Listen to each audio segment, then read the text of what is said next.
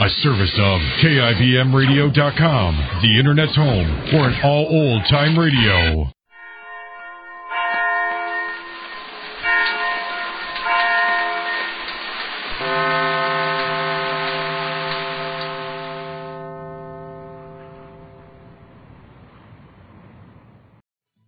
Ladies and gentlemen, due to technical difficulties beyond our control at the moment, the Dragnet program, originally scheduled at this period, has been postponed temporarily. It will be heard in just a few moments.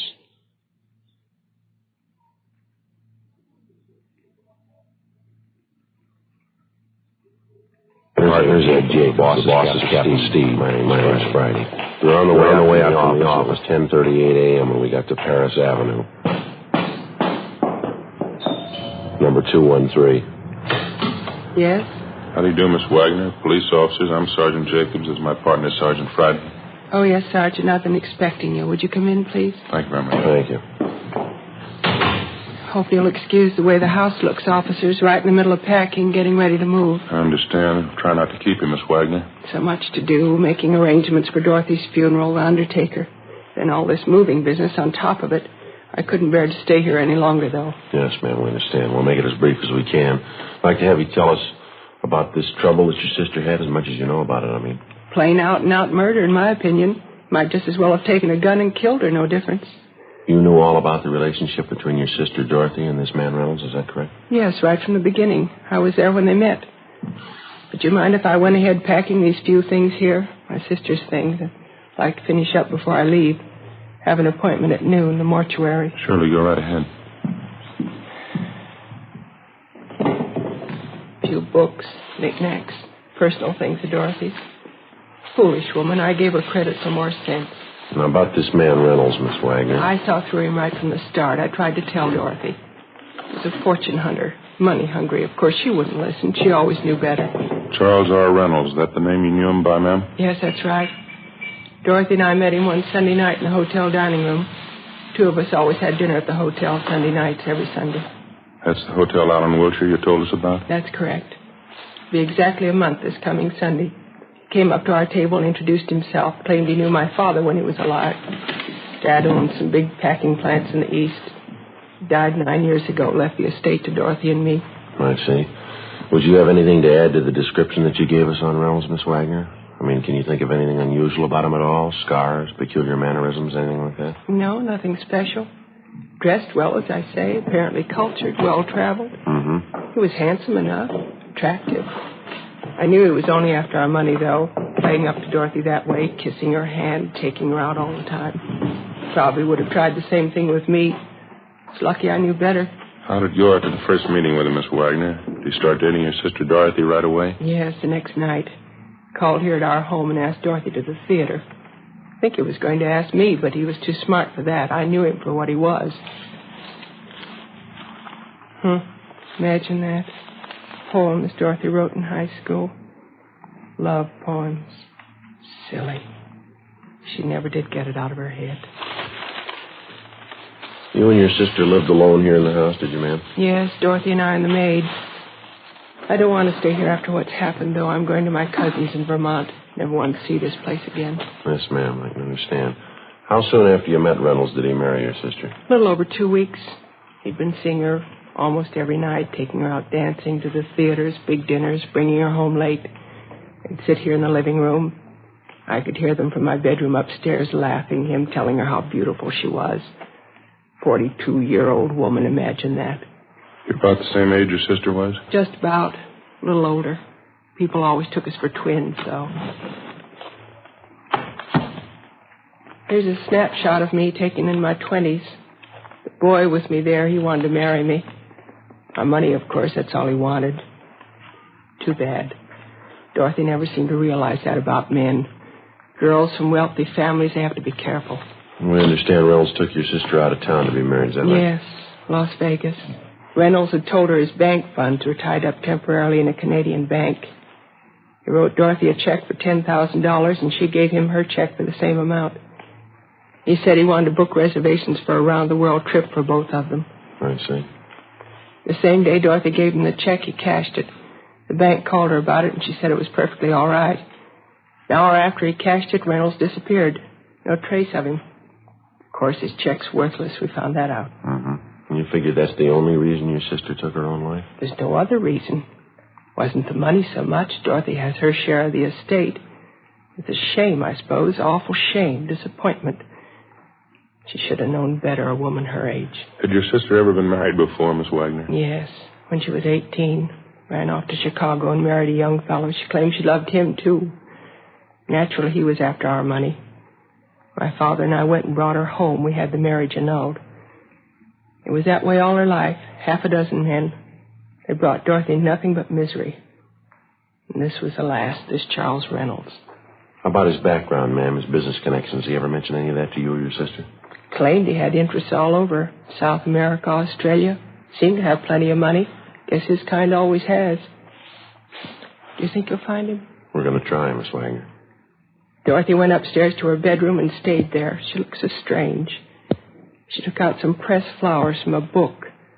Some boy had given them to her once years ago. Don't know who. She just sat on the edge of her bed and stared at them, old pressed flowers.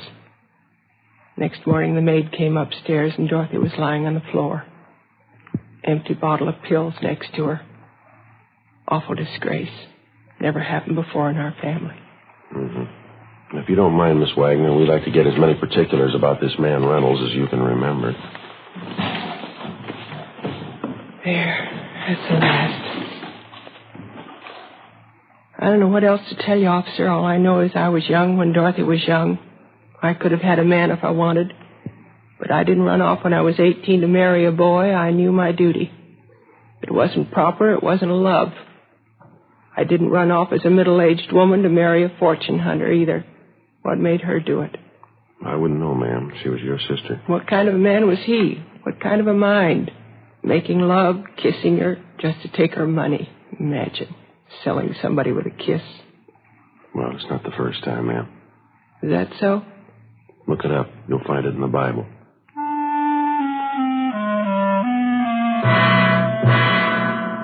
11:18 a.m. We continued to interview the victim's sister for another 40 minutes, and then we left the Wagner home, drove back to the office, and continued our investigation of the suspect, Charles R. Reynolds. As far as we were concerned, the criminal was new to us, but the crime wasn't. The marriage racket's as old as any con game on earth, and as con games go, it's one of the lowest.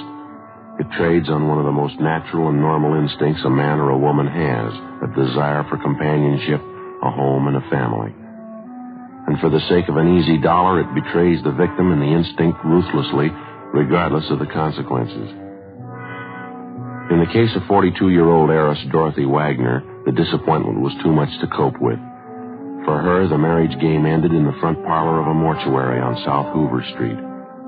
For the suspect, Charles Reynolds, it had continued to be a paying business until he was stopped. After homicide detail completed their investigation of the case and it was definitely determined that Dorothy Wagner took her own life, the matter was turned over to us. 11:50 a.m. We got off a request to Las Vegas asking them for all the information on the marriage, and then I contacted the stats office and asked them to make a run on the suspect for us based on his detailed description and also on his method of operation. I went back down the hall and met Ed Jacobs at the R&I counter. How you doing? Not too much luck, Joe. Forger didn't come up with anything either. Nothing on him in their files. It's not much of a start, is it? Apparently, this is the first time he's worked the town. Ours, we couldn't find anything on the name, not in the main file anyway. Mm-hmm. What do you got there? I asked John to check the correspondence file. He came up with this. Out of Chicago. Yeah, it came in over 3 months ago. Inquiry from their bunco detail. Suspect name right here. Frank L. Richland. Same angle, marriage racket. Yeah, the MO's pretty close. Any description? Oh, here. What do you think? 6'1", 170 pounds, gray wavy hair, blue eyes, fair complexion. That's fairly close, could be. Here's the alias list Richland uses, as long as your arm. Here's one caught our eye. Reynolds. Alias George A. Reynolds, Thomas R. Reynolds, alias C.H. Reynolds, alias Charles R. Reynolds. Wants on him for forgery, bunco, grand theft. A lot of experience. How about a mugshot on this one? None attached. No L.A. contacts either. Well, we better get off a wire to Chicago PD, have them send us what they can on him. Ought to prove it one way or the other by the end of the week, maybe, huh? Yeah. Copy his name down here. Frank L. Richland. Correspondence number C143732. Chicago case number D-612-32. Attention, Lieutenant Smichaels. I'm just thinking, Ed. Huh? The last time anyone saw Reynolds, when was it, 10, 12 days ago? 10 days ago, yeah. September 23rd, same day he cashed the check and took a run out. Well, if he's working the city for the first time, he must figure he's had some fair luck. 10,000 on the first try, that's pretty encouraging. Huh? If he gets the idea the town's a gold mine, he's not going to pull out stakes here. Figures. Probably trying to reach a couple other women with the same angle. Could be he's working on it now. Well, that's the problem. What do you mean? The women. Say he's been romancing 3 or 4 of them around town. He's got them all primed. Huh? How are you going to warn a woman about a thief before her purse is gone?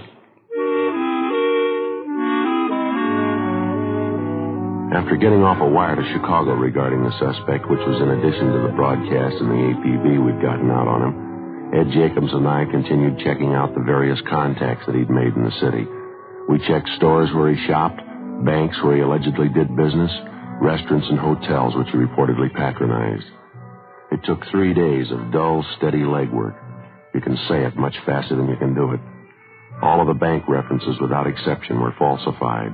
Where he made purchases, it was strictly cash dealing. The same for the restaurants he'd frequented. Besides meager descriptions of the man, the restaurant employees weren't able to help us much. At one of the 2 hotels, where we learned he was a guest for a full month, we finally netted half a lead.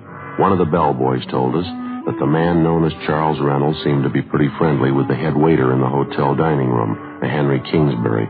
We located Kingsbury in the dining room in mid-afternoon, directing arrangements for a large private party to be held that night. Across the dance floor, the orchestra was on the bandstand rehearsing, the musicians in their shirt sleeves. Kingsbury was reserved and not too cooperative. Yes, I was acquainted with Mr. Reynolds, no more than the other guests, though. That's not the way we get it, Mr. Kingsbury. We hear you were pretty friendly with him. Only as far as my job goes. That's my business, making people feel at home, making them comfortable. We understand Reynolds was a pretty heavy tipper, is that right? He always took good care of me and the boys. The waiters was very generous. Did he expect anything special in return for the tips that he gave you? I don't think I understand. Oh, I think you do. How about it? Well, he was always very good to us, all of us. I could hardly refuse. Refuse what? When he first moved into the hotel, he became friendly with me, introduced himself, gave me a good tip in advance to take care of him. First few nights here, he spent at the cocktail bar, meeting people, buying a few drinks, getting acquainted. Third or fourth night, that's when he asked me. Yeah? He said when some prominent women came into the dining room, wealthy women, would I point them out to him? Single women, of course. I couldn't see any harm in it. He put a $20 bill in my hand. I said, yes, I would. After all, we have to look out for ourselves. Did he expect anything else for those tips? I don't know. I don't think it would be right if I told you. You know why we're here, Mr. Kingsbury. We leveled with him. We expect you to do the same with us. Well, there was the 2 Wagner sisters. They came here every Sunday night for dinner, regular routine for them. Yeah? Mr. Reynolds was at the bar. He asked who they were, and I told him. He seemed impressed. He asked me to help with an introduction to them, and I did. Next afternoon, he came to me again. He said he was taking one of the Wagner sisters to dinner that night. It was important to him. He gave me another big tip. Said he wanted us to roll out the red carpet for him that night. What'd that consist of? Well, special consideration, the best treatment in the house, I was to act as if I'd known him for years. Well, it was a good tip. I did what he asked. As I say, we have to look out for ourselves. This happened more than once today? 2 or 3 times, yeah. Miss Wagner, Dorothy Wagner, she seemed impressed. At the time, I didn't think anything was wrong with it. You actually didn't know Reynolds, is that right? You'd never seen him before? Well, I suppose, yes. I only found out later, though, reading the papers. I mean, what really happened. I didn't know what he was at the time. You couldn't see what Reynolds was up to? You didn't know what he was doing? No, naturally not. He was a good tipper. That's all I know. It was the money. We have to look out for ourselves. Yeah. I felt sorry about Miss Wagner. I went to the funeral. They couldn't say I'm to blame, could they? What happened? I mean, it's not on my conscience. You wouldn't say so, would you? She's dead, mister. You figure it. Thursday, October 13th. The investigation continued. Still no sign of the suspect. We got an answer from Las Vegas and also from the Chicago PD's bunco detail on our inquiries. They enclosed mug shots and fingerprint classification of the suspect, Frank Richland, alias Charles R. Reynolds. The pictures were shown to witnesses and acquaintances who'd known the suspect, and they definitely established Frank Richland and Charles Reynolds as one and the same person. We got out a supplementary APB containing the latest information on the suspect. Saturday, October 15th, we got our second complaint on the marriage bunco artist. This time from the proprietress of a small chain of lunch counters in the San Pedro area, a Miss Hagar Lindstrom. Ed and I drove down to the harbor area where we interviewed her at one of her lunch counters. She identified Richland's mugshot. Her story of the marriage swindle matched closely with that of the previous victim, Dorothy Wagner. Yeah, he was a fine gentleman, Mr. John Richland. I don't know what happened. I don't know what to say. He told you he was from England, Miss Lindstrom, is that right? Yeah, he talked like English when he could speak good English, like from London or someplace. Says he builds boats, big ones. I beg your pardon, ma'am? Big boats. Oh, yes. He told me that's his business. He said he had lots of money. We would sail around the world on a honeymoon. Maybe he will come back still. I hope so. I wouldn't count on that, Miss Lindstrom. Would you tell us this, please? How'd you happen to meet this man, Richland? At the hotel up the street, the big hotel. I can show it to you. The one on Jackson Street. Yes, ma'am. They seem to know he was a rich man. Nice clothes he wore. He spent money a lot. When we got married, we spent lots of money. Where were you married, ma'am? We went down to Mexico. One weekend we went down there and we got married. It was romantic. Very nice. Even Lars liked it. Who's that, ma'am? Lars. That's him down the counter there. Lars, my brother. Oh, well, your brother went along with you when you got married, is that right? Lars and I go every place together. I don't do anything without Lars. Mr. Richland was nice about it. He didn't seem to mind Lars. Just a minute, they call him. Lars? Huh? Lars? Lars and I run the business together. At the soda fountains we have. It's a long time. We have work at it. Hard work. Yes, ma'am, guess so. We make good living, not easy though. That's why it was so bad. Mr. Richland, $3,000 it took. Yeah. These are the police, Lars. They want to know about Mr. Richland. How do you do? How are you, sir? Yeah, he was no good. When they find him, they hit him. Now, the $3,000 he got from you, ma'am, how did that work? I mean, did you give him the money, lend it to him? Just what was it? When we came back from Mexico from being married, Mr. Richland and me and Lars, he said he was waiting for money from his bank in New York. Mr. Richland said that. He wrote me a check for $3,000. I gave him our check for $3,000. Even Lars thought it was all right. Didn't you, Lars? Yeah, he was crazy. His check was no good. He beat him up, they punched him good. That's quite a bit of money, Miss Lindstrom. What kind of a story did he give you? He would buy the tickets for a honeymoon trip. That's what he said. A long trip together. Romantic. Mr. Richland and me and Lars. He didn't mind Lars coming along either. Did he, Lars? No, he didn't mind. Now, this Richland disappeared right after he cashed your check, is that Yes, right? sir. He got the money and he was gone. 6 days ago. We never hurt him. I don't know why he did this to us. I thought he loved me. I thought he was my husband. Mm-hmm. We haven't seen or heard anything of him since he disappeared? Not me nor Lars. But maybe we know. That's why we call you officers. Yes, ma'am? We have this friend downtown, James Svensson. He met Mr. Richland once when he was here. Mm-hmm. Svensson called Lars on the telephone. He said he saw Mr. Richland downtown, going into the hotel. Are you sure it was Richland? Yeah, he said he thought so. How long ago did you see him? Last night. We got on the phone right away and talked to the friend of the Lindstroms, James Swenson. He gave us the name and location of the downtown hotel where he thought he'd seen the suspect, Richland, the night before. Ed called the hotel and checked with the desk clerk. Yeah, that's right. Fairly tall, wavy gray hair, fair complexion. Might be registered as John Richland. That's right. Okay, we'll check with you later. Bye. Any luck? Guy registered as Harold Richland. Descriptions match. He's still there? Checked out this morning.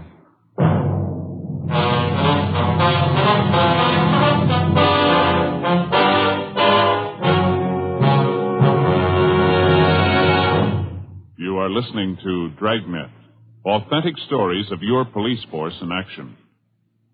Compare Fatima with any other king-size cigarette. 1. Fatima's length filters the smoke 85 millimeters for your protection. 2. Fatima's length cools the smoke for your protection. 3. Fatima's length gives you those extra puffs, 21% longer than standard cigarette size. And in Fatima, you get an extra mild and soothing smoke, plus the added protection of Fatima quality. To show our confidence in Fatima, we make this money-back guarantee to every king-size cigarette smoker. Buy a pack of Fatimas. Enjoy Fatima quality, extra mildness, and superbly blended tobaccos. If you're not convinced Fatima is better than the king-size cigarette you're now smoking, just return the pack in the unsmoked Fatimas before August 1st, 1952, and we'll give you your money back plus postage. Fatima, Box 37, New York 1. Remember, each king-size Fatima gives you an extra mild and soothing smoke, plus the added protection of Fatima quality. Switch to Fatima today. Best of all, king-size cigarettes.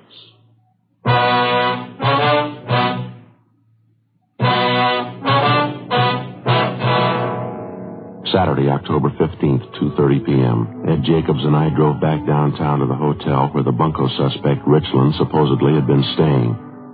The desk clerk definitely identified his mugshot and told us that the man registered as Harold Richland had checked out a few minutes before 9 a.m. that morning. No forwarding address. We examined the room he'd been staying in, talked to the residents and the employees of the hotel, but we failed to come up with a single lead as to the suspect's whereabouts. During the week that followed, we received 3 different kickbacks on the all points we'd gotten out on Richland. We checked each one of them out, but they failed to materialize into anything. We stayed on it. October 19th, Wednesday, 7:50 a.m. Morning. Hi. What's doing? Charlie Frost called from forgery and went over to talk to him and came up with something on the Richland thing. Yeah, what's that? Picked up a woman last night, name of Helen Stokes. Got a good-sized record, checks, bunco rackets. Yeah. Got her this time on a check thief. She wrote one for $3,500. Yeah, well, how's it tie in with us? Check was made out to Harold Richland. 8:15 a.m. We signed out, drove over to the main jail, and had the forgery suspect, Helen Stokes, brought to one of the interrogation rooms. She was a dark-haired, fairly attractive woman in her early 30s. As a bunco artist, she apparently knew her trade pretty well. She was relaxed and talkative.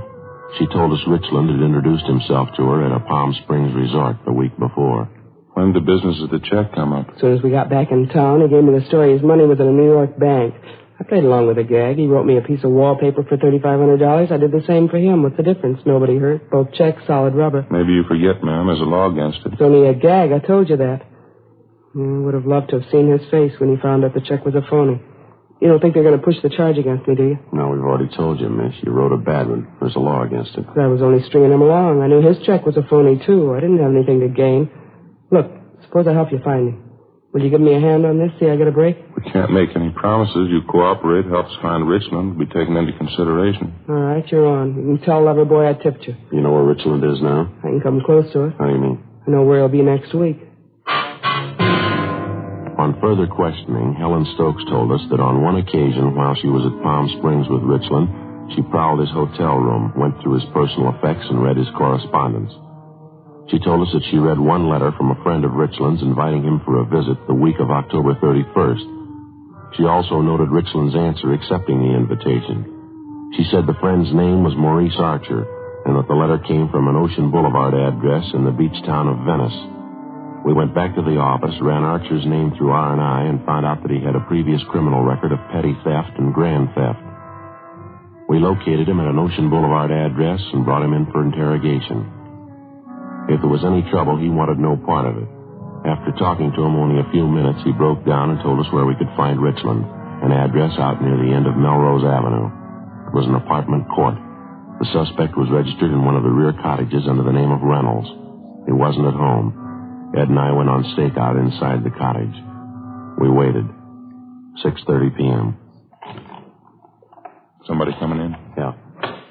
Hold it right there, Mr. Police Officers. What's this? Hands out in the open. Come on up. I don't understand this. Want to shake him down, Ed? Yeah. All right, he's clean. Look, I don't know what you want, officers, but this is a mistake. Your name Charles Reynolds? Reynolds? No, my name's Richland. That'll do. Let's go. No, just a minute, please. What am I accused of? Who's accusing me? Last pigeon you had lined up. She wanted us to tell you. Helen Stokes.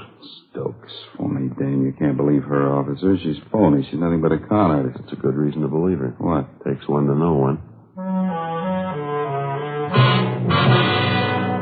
7:05 p.m. After checking through the cottage, Ed and I drove Richland downtown and took him to the interrogation room. He'd admit nothing. We called Miss Wagner, the sister of his first victim, and she was still in town. She agreed to come down to the office to confront the suspect. So did the second victim, Hagar Lindstrom, and her brother, Lars. Cars were set out to pick them up. At a special show-up, Richland was picked out as the guilty man. We took him back to the interrogation room. Miss Wagner was the first one called in. She again identified Richland, alias Reynolds, as the man who had married and swindled her sister, Dorothy. All right, Miss Wagner, that'll be all. Thanks very much for coming in. Yes, all right. Thank you. Look, I don't know that woman. I'm not trying to be stubborn, but I'm afraid you're wrong. I'm not the man you want. Lindstrom's are outside, Joe, waiting. All right, bring him in. Miss Lindstrom, Mr. Lindstrom, come in, please.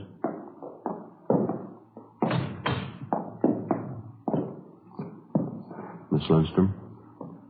Mr. Lindstrom? Yeah, it's him. Yeah. I don't know you. I've never seen you before. You married me, John. You wanted to be my husband, you said that. Why did you want to hurt me? Sorry, I don't know her.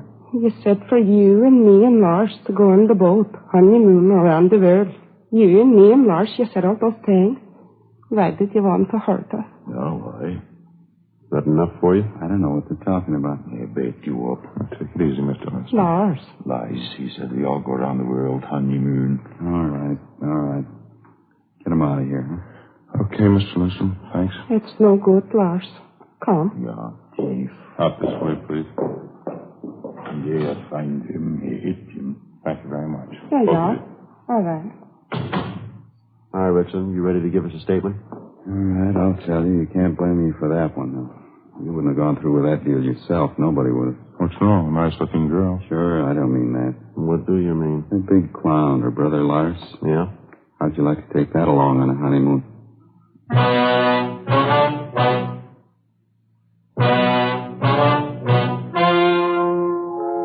The story you have just heard was true. The names were changed to protect the innocent. On January 14th, trial was held in Superior Court, Department 88, City and County of Los Angeles, State of California. In a moment, the results of that trial. Now, here is our star, Jack Webb.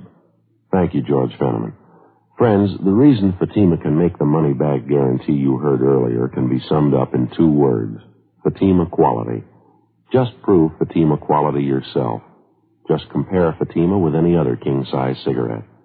Fatima's length filters the smoke 85 millimeters, cools the smoke, all for your protection. You get those extra puffs because Fatima is 21% longer than standard cigarette size. And Fatima gives you an extra mild and soothing smoke, plus the added protection of Fatima quality. Prove it today. Buy Fatima.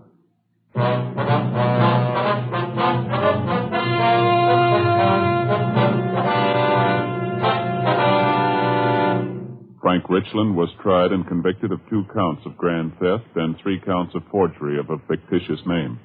After serving his term in the state penitentiary at San Quentin, California, he is to be released to Chicago authorities for prosecution. Grand theft is punishable by imprisonment for not less than 1, nor more than 10 years. Forgery of a fictitious name is punishable by imprisonment from 2 to 14 years.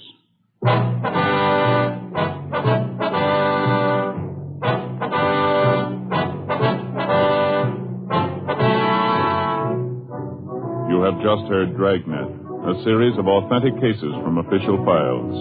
Technical advice comes from the Office of Chief of Police W.H. Parker, Los Angeles Police Department. Heard tonight were Barney Phillips and Virginia Gregg. Script by Jim Moser. Music by Walter Schumann. Hal Gibney speaking. Fatima Cigarettes, best of all king-size cigarettes, has brought you Dragnet, transcribed from Los Angeles. February 18th, hear the Gala City Service Silver Radio Jubilee on NBC.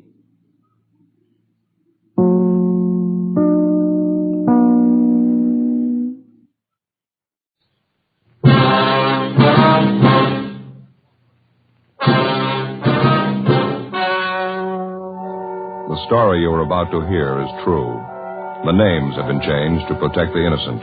Fatima Cigarettes, best of all king-size cigarettes, brings you Dragnet on both radio and television.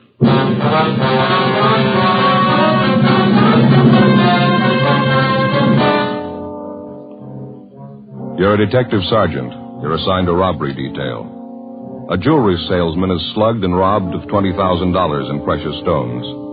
After months of investigation, you finally discover the man responsible for the holdup. You've got the evidence to prove him guilty. Your job, bring him in. Fatima, America's first largest-selling blended cigarette. Now, best of all king-size cigarettes. Prove it yourself today. Compare Fatima with any other king-size cigarette. 1. Fatima's length filters the smoke 85 millimeters for your protection. 2. Fatima's length cools the smoke for your protection. 3. Fatima's length gives you those extra puffs, 21% longer than standard cigarette size. And in Fatima, you get an extra mild and soothing smoke, plus the added protection of Fatima quality. Definitely the best quality in its class, but the same price as the cigarette you are now smoking. Buy Fatima in the bright, sunny yellow pack. Best of all king-size cigarettes.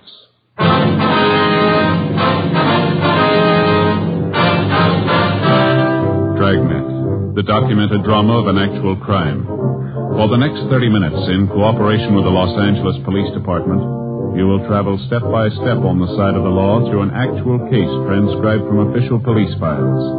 From beginning to end, from crime to punishment, Dragnet is the story of your police force in action.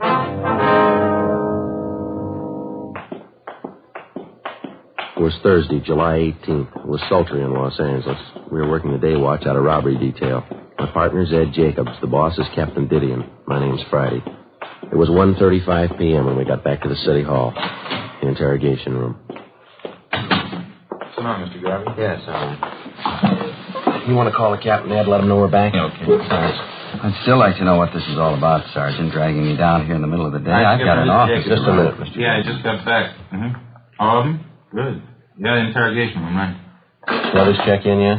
Yeah, they're all back. Worked out fine. Would you please explain what this is about, why you've brought me down here? We think you know why. I don't. I haven't any idea. You take me away from my store on a busy day. You put a police guard on it. You insist on bringing me down here. What's it all about? Tell me. No, you tell us, Mr. Garvey. Tell you about what? The jewel robbery 9 months ago, that holdup. What holdup? My store hasn't been Talk robbed. about your friend, Thomas Ashley. Ashley? What about him? We think you remember it 9 months ago, parking lot back of the building down on Poet Street. Oh, sure. Some hold-up man slugged him, stole his case of samples. I remember it now. Poor Tom, the thief made a big haul, didn't he? Unset diamonds, $20,000 worth. I remember it now. I don't think Tom's gotten over it yet. I was a jewelry salesman for the same company at the time, you know, the same company Tom was working for. Yeah, we know all that. Some of the big bosses thought Tom had a hand in it. They figured it was a put-up job. Nothing was further from the truth. That's so. Sure, I know Tom. He's a close friend of mine. He wouldn't be mixed up in a deal like that.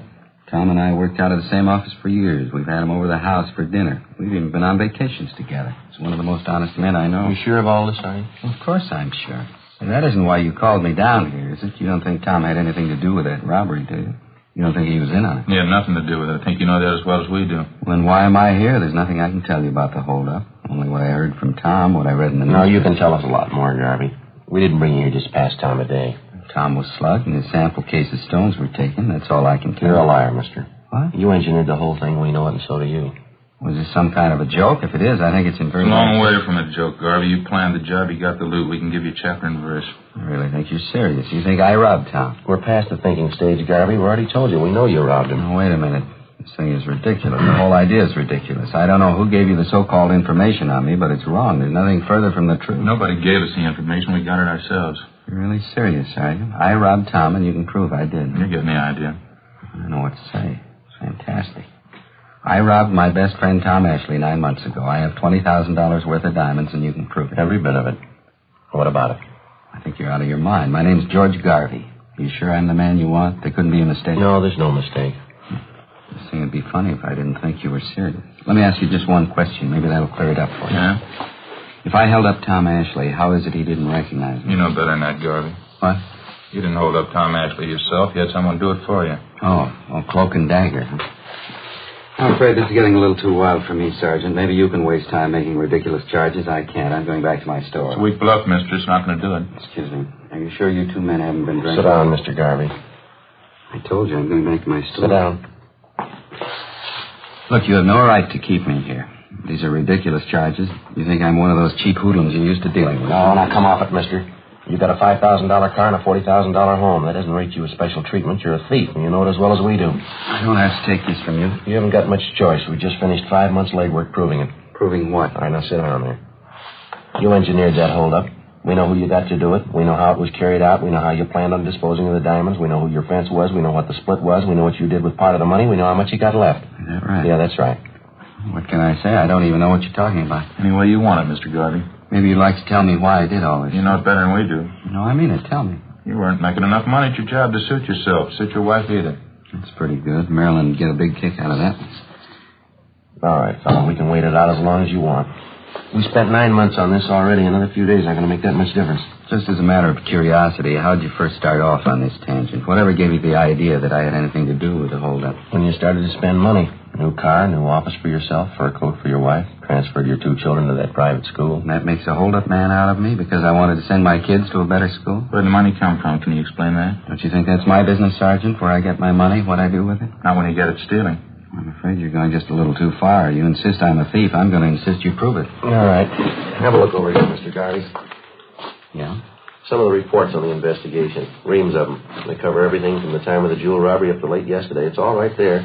Everything from the crime report to signed statements. Well, how would that concern me? 3/4 of the stuff concerns you. Have a look for yourself. I still can't get it straight in my mind. What makes you think I had anything to do with that robbery?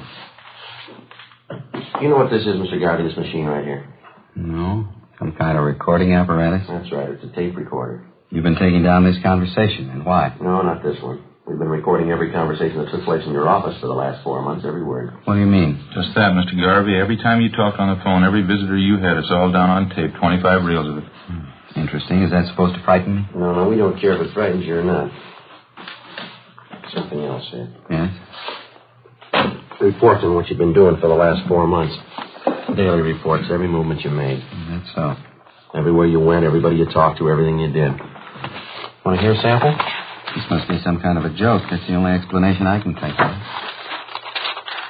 May 12th, Thursday. Sergeants Bitteroff and Rafferty. Those are the 2 officers who were tailing you at the time.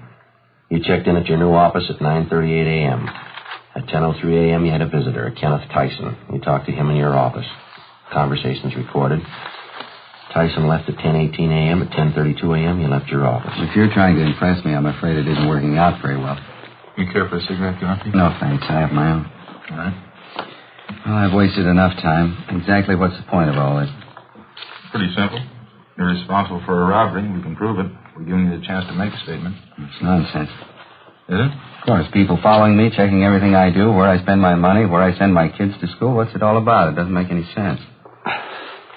All right, Mr. Garvey, we've said it before. We can wait it out as long as you want. Look, let's get this thing straight. Let's go back to the beginning and take it step by step. That's fine. The holdup was last fall, wasn't it? Sometime in October? October 7th, Monday, 5:20 in the afternoon. All right. Now, just what am I supposed to have done? None of your vague references about a new coat for my wife or where I send my kids to school. Let's have some facts.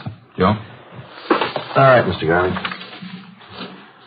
You went to work as a jewelry salesman for the company 10 years ago. Your friend Tom Ashley, the victim, started the same year. The 2 of you have been pretty close friends. That's right. I told you that. I will skip the rest of your background for now. 2 weeks before the robbery on September 24th, you had a meeting with a Kenneth Tyson. You met in the cafeteria on South Broadway. Tyson's 19 years old, lives with an older sister. He works in a gas station on Olympic Boulevard. He's done some work on your car for you. That's how you happen to know him. Yes, I think I remember the boy. I don't know him well, though. I don't recall the meeting either. No, you know the boy very well. At the time of the meeting, you promised him $1,000 if he'd hold up your friend Tom Ashley. Ridiculous. Tyson agreed to it, and you briefed him on the plan. The following day, you gave him a gun. .32 caliber Smith & Wesson, serial number 362744. Nonsense. Where did you get that information? Tyson. Well, he's lying. Believe me, if he told you that, he's lying. Is he the one who robbed Tom? October 7th, at your direction, he was in the parking lot behind the Hunter Crosswell building. Tom Ashley came out to get in his car. He had his case of sample diamonds with him.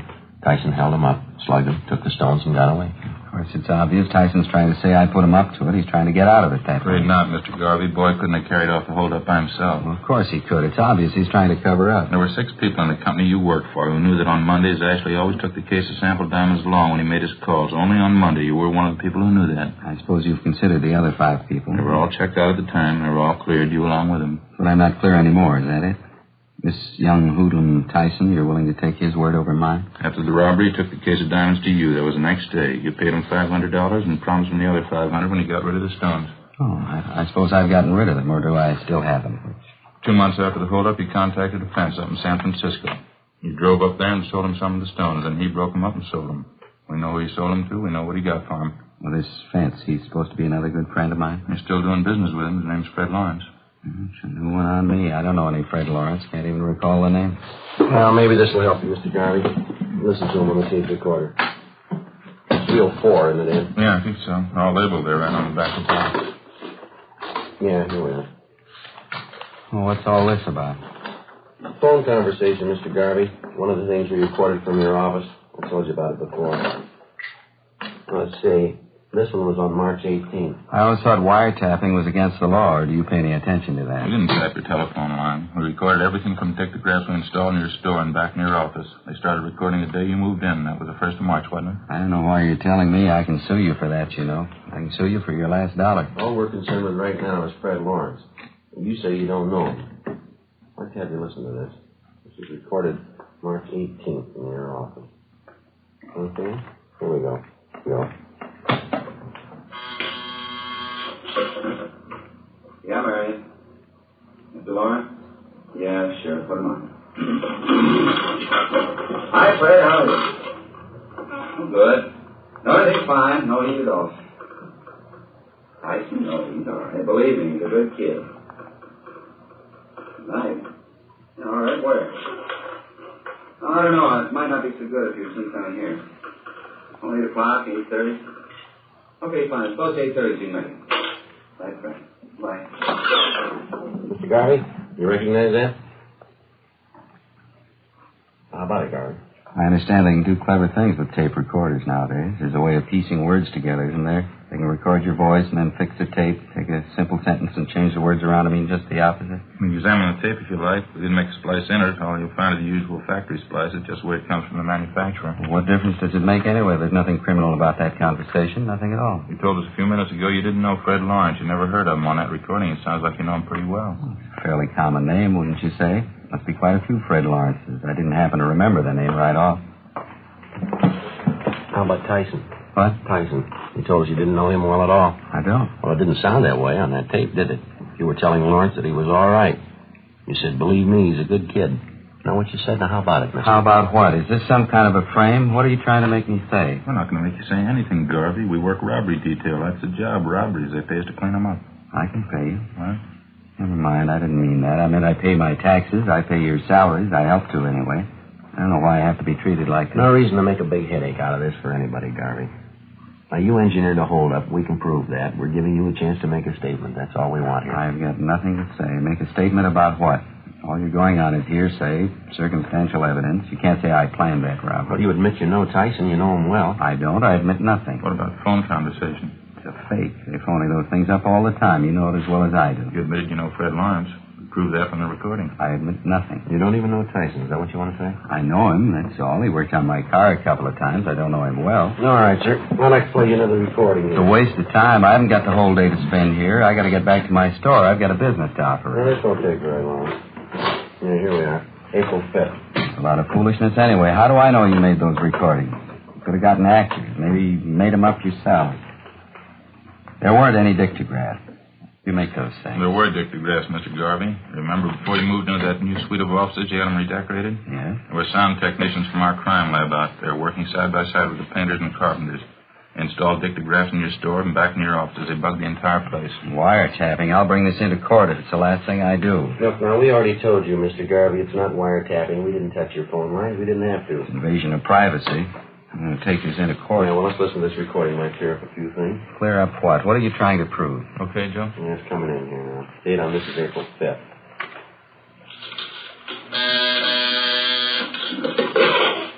Yeah, Marion. Who? Tyson? Well, does he know I'm in? Yeah, okay, send him back.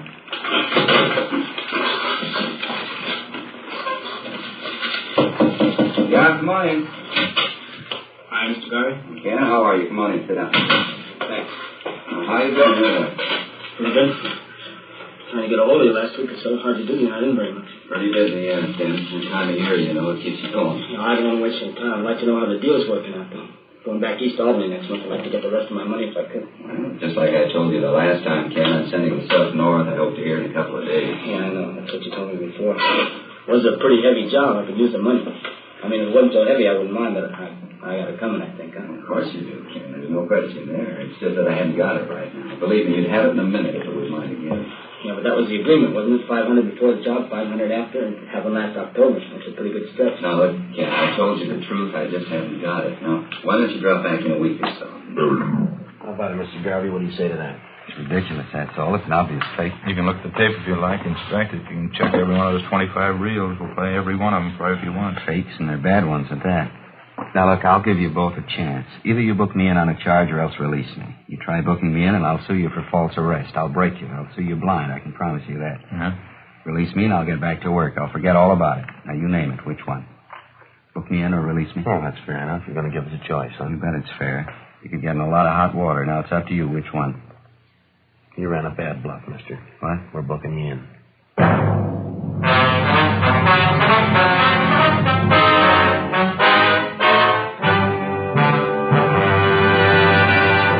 You are listening to Dragnet, authentic stories of your police force in action. Compare Fatima with any other king-size cigarette. 1. Fatima's length filters the smoke 85 millimeters for your protection. 2. Fatima's length cools the smoke for your protection. 3. Fatima's length gives you those extra puffs, 21% longer than standard cigarette size. And in Fatima, you get an extra mild and soothing smoke, plus the added protection of Fatima quality. To show our confidence in Fatima, we make this money-back guarantee to every king-size cigarette smoker. Buy a pack of Fatimas. Enjoy Fatima quality, extra mildness, and superbly blended tobaccos. If you're not convinced Fatima is better than the king-size cigarette you're now smoking, just return the pack and the unsmoked Fatimas before August 1st, 1952, and we'll give you your money back plus postage. Fatima, Box 37, New York 1. Remember, each king-size Fatima gives you an extra mild and soothing smoke, plus the added protection of Fatima quality. Switch to Fatima today. Best of all, king-size cigarettes.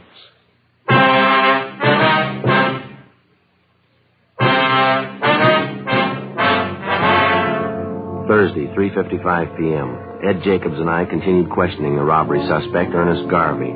Despite the evidence at hand, he still refused to admit any knowledge of the $20,000 jewel theft 9 months before. The questioning went on. Garvey's answers became more and more confused. We kept pressing, laying out the case against him step by step. 4 p.m., 4:30. We stayed at it. You must have taken quite a bit of money, didn't you, Garvey? A wife's new fur coat, new car for yourself. Where'd he come from? Now, look, there has to be an answer. Where'd that money come from? Simple. I borrowed it. Where'd you borrow it? Some from friends, some from the bank. So I don't see how it concerns you. How much money did you borrow? Don't you think that's my business? Wasn't it about $7,000? Is that about right? Yeah. No, it was more. Well, what's the difference? It's my business. You want to grab that folder, Ed? The one with the dark brown. That's it. Got it. Complete financial file on you, Mr. Garvey. Took us quite a few weeks getting this together. A lot of You work. must like snooping in other people's affairs. No, not especially. It's pretty dull. Here's a copy of your bank statement. It's photostat. It doesn't make much sense. What do you mean? Well, we checked your income for that month, amounted to $620.18. Your bank statement here shows you made deposits totaling $760 the same month. Now, how is that possible? Well, for your information, I made a loan that month. That's probably some of the loan money I deposited. I quit my old job that time. I was going in business for myself. I needed the money to redecorate the new store and the office. It's as simple as that. Yeah. The photostat's your loan papers right here. The loan was for $2,000. The month before that, February, you'd borrowed from another bank. Let's see, for $3,000. Made another one in April, too. That was for $1,500, different bank again. That's right. Do we have to go over this line by line? It's 3 months, you made bank loans for $6,500. Besides that, in the same 3 months, you earned a total of $1,713.88. Together, that makes $8,213.88. What's the point? Copies of your bank statements, Garvey. You have 5 different savings accounts in 5 different banks. They show from February to April, the same 3 months, you made deposits of more than $11,000. Now, how do you explain that? Garvey, any explanation? It's almost 5 o'clock. Can I use the phone? I have to call my wife and let her know. All right. We'll have to listen in on the extension. Conversation's going to be mine. Go ahead. I don't care. Okay. Dial 9 to get an outside line. Oh,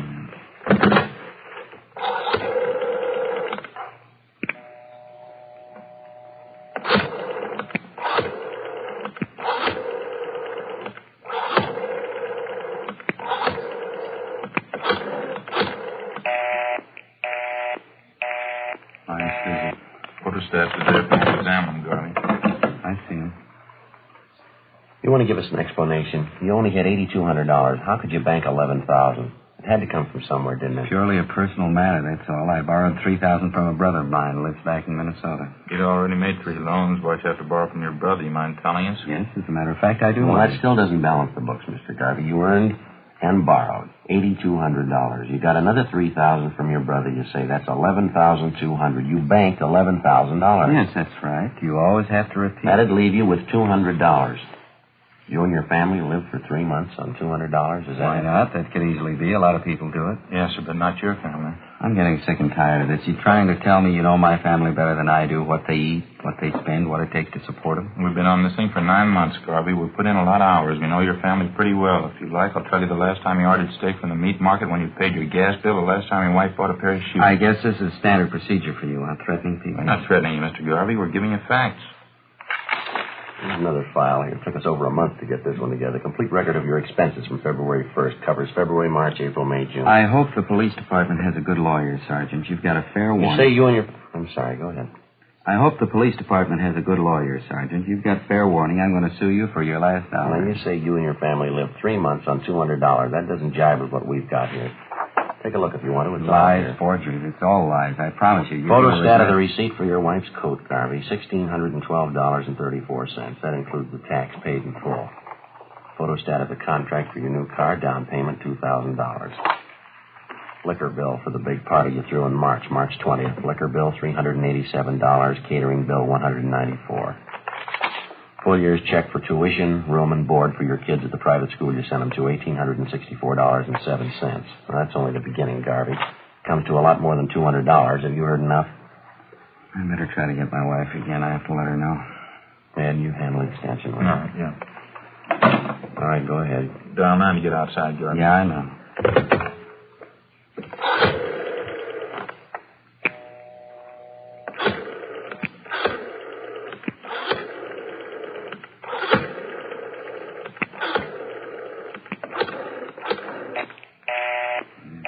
Talking.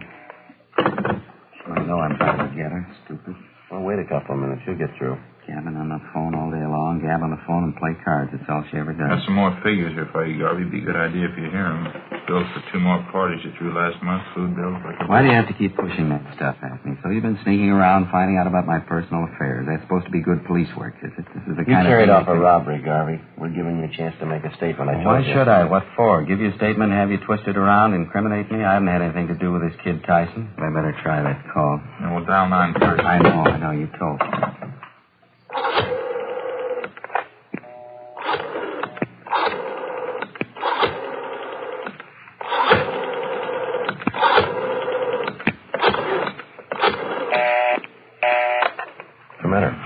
What's the matter with her? Stupid. She ought to know I'm trying to get her. What's the matter, Garvey? Don't forget dial 9.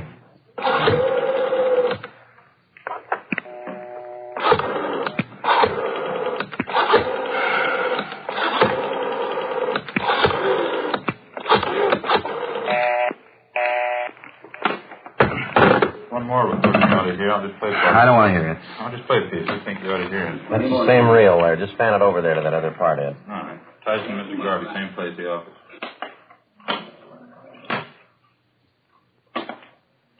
But you told me on the phone, you say you'd have the dope for me today. You said today, sure. Now, wait a minute, Tyson. I didn't say that at all. I said maybe I'd have it for you. I didn't say definitely. Look, I can't give you what I haven't got. I want the 500, Garvey. I need it. I stuck my neck out on a robbery job. I get 5 to life. All right, Ed. You'd be Couldn't be any plainer. Now, what do you say? Wait a minute. Just...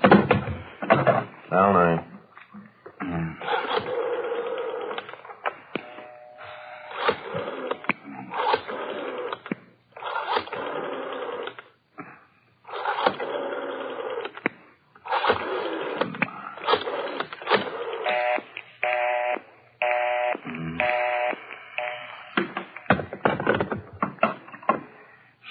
satisfied. She never could be satisfied. Always more. She always had to have something else. How do you mean, your wife? Playing cards, gabbing on the phone, that's all. She just kept writing me day in, day out. I wasn't making enough money. She didn't have any clothes. Kids ought to go to a better school. We ought to have a new house. On and on. I ought to go in business for myself, make money, lots of money. Same thing, all the time. Talk. There's only so much you can take. You figured the robbery'd solve the problem, is that it? I guess so. I would have tried anything just to shut her up, get her off my back for a while. I guess you got Tyson out, the other man, too, Fred Lawrence. Yeah, they were picked up this afternoon. Lawrence at the airport, Tyson in a show downtown, all three, all at the same time. What about your wife, Garvey? She know you planned this robbery? Oh, I didn't tell her. I think she knows, though. Pretty sure she does. Maybe she'll be satisfied now. The lousy money, she had to have it. Didn't even leave me enough to pay off that kid Tyson. Private school for the children, wall-to-wall carpets in the house, new dishwasher, new coat, new car, everything. She just had to have them. You want to take me, book me in? I don't care. All right. We'll stop off down the hall, take your statement. Sure, I don't care. All right, let's go. Oh, say, just a minute, huh? Yeah? It'll only take a minute.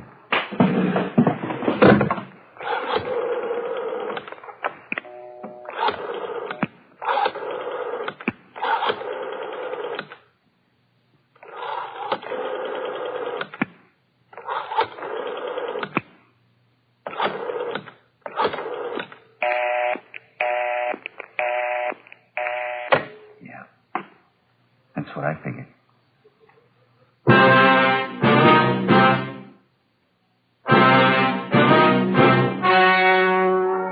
The story you have just heard was true.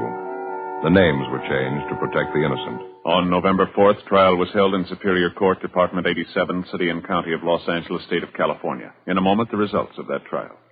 And now, here is our star, Jack Webb. Thank you, George Fenneman. Friends, I make it a habit to carry 2 packs of Fatimas around with me. One's for my smoking, and the second one's for smokers I see with other king-size cigarettes. All I have to say is, here, compare Fatima. I know they're going to be sold on Fatimas the next time we meet.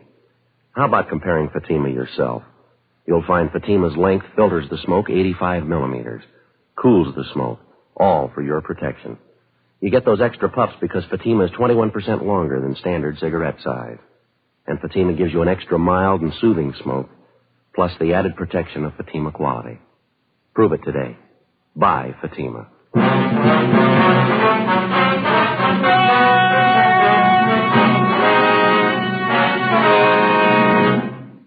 Ernest W. Garvey and Kenneth Tyson were tried and convicted of first-degree robbery, 1 count, and received sentences as prescribed by law. Fred Lawrence was tried and convicted of receiving stolen property, 1 count. First-degree robbery is punishable by imprisonment from 5 years to life. Receiving stolen property is punishable by a prison term of not more than 5 years.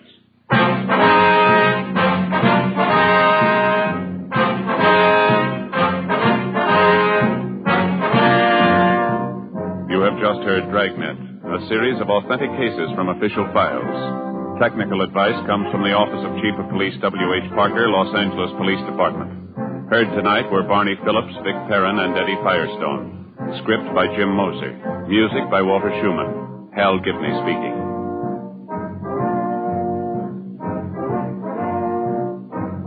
Fatima Cigarettes, best of all king-size cigarettes, has brought you Dragnet, transcribed from Los Angeles.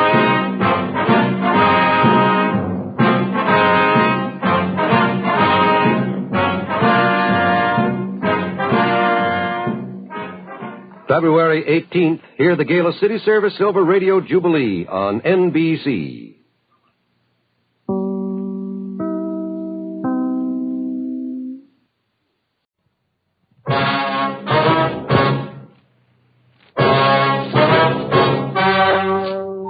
The story you are about to hear is true. The names have been changed to protect the innocent. Fatima Cigarettes, best of all king-size cigarettes, brings you Dragnet on both radio and television.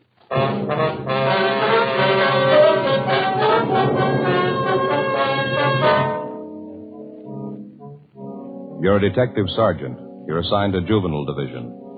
A steady supply of obscene literature is finding its way into a half a dozen high schools in your city. You get a lead on one of the sources of supply, a 17-year-old high school senior. Your job? Pick him up. Fatima, America's first largest-selling blended cigarette. Now, best of all king-size cigarettes. Prove it yourself today. Compare Fatima with any other king-size cigarette. 1. Fatima's length filters the smoke 85 millimeters for your protection. 2.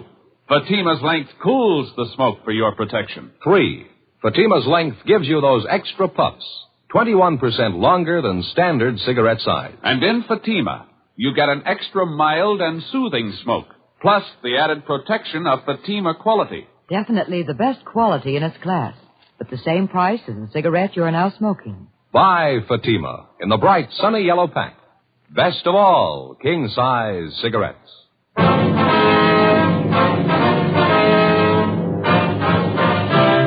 Dragnet, the documented drama of an actual crime. For the next 30 minutes, in cooperation with the Los Angeles Police Department, you will travel step by step on the side of the law through an actual case transcribed from official police files. From beginning to end, from crime to punishment, Dragnet is the story of your police force in action.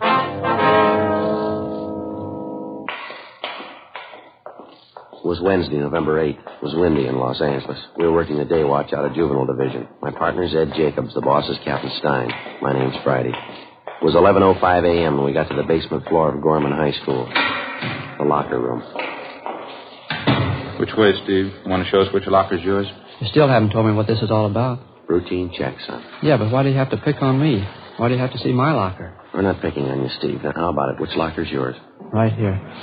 This is mine, 318. Here's the key. No, you open it, Steve. Just a couple of personal things of mine, that's all. Mm-hmm. All right. I'll open it.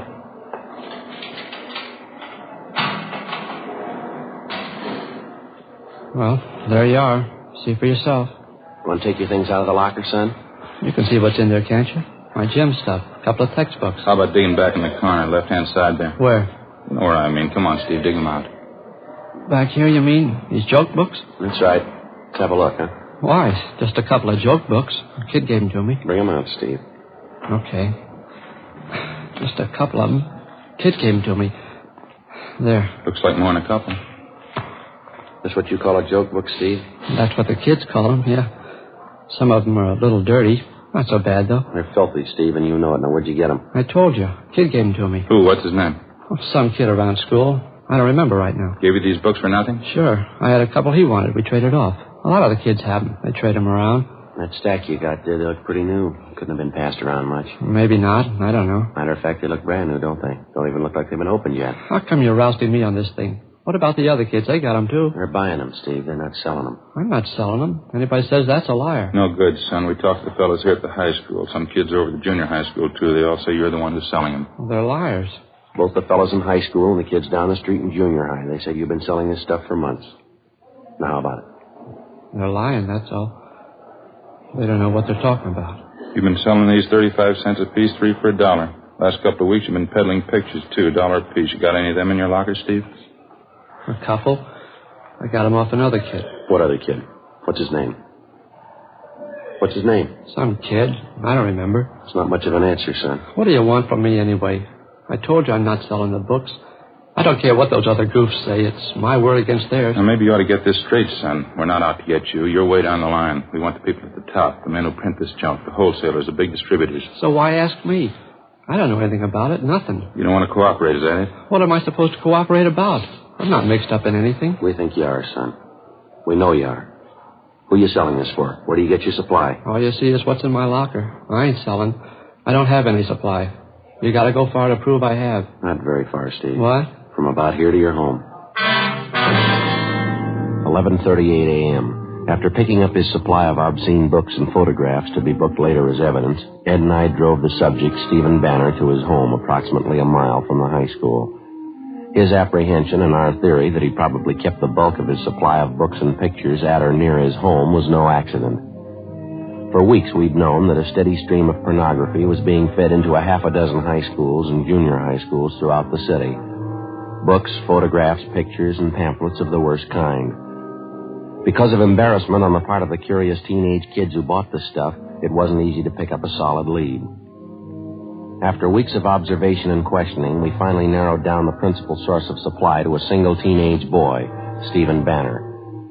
Even then, we knew he must be only one of 100 small-time distributors working for the persons directly responsible for manufacturing this sort of thing. Our only hope was that he'd be willing and able to supply us with the names of the persons responsible. When we got to Stephen Banner's home, where he lived with his sister and brother-in-law, we searched it thoroughly, but we found nothing. Both his sister and brother-in-law were at work. We went back and started checking through the garage at the rear of the house. Joe, back here in the corner? Yeah. Have a look. Steve, you want to tell us about this? Yeah. These books here? These pictures, case full of them? Yeah. Well, how about it, son? Your sister and brother-in-law know about this? No, they don't know anything. I didn't think you'd find them. Are you ready to tell us about it? My sister going to have to find out? I don't know, Steve. It's going to be pretty hard to keep it from her. Yeah, I guess so. Who's the contact, son? Where'd they come from? Charlie Freiberg. Only the books, though.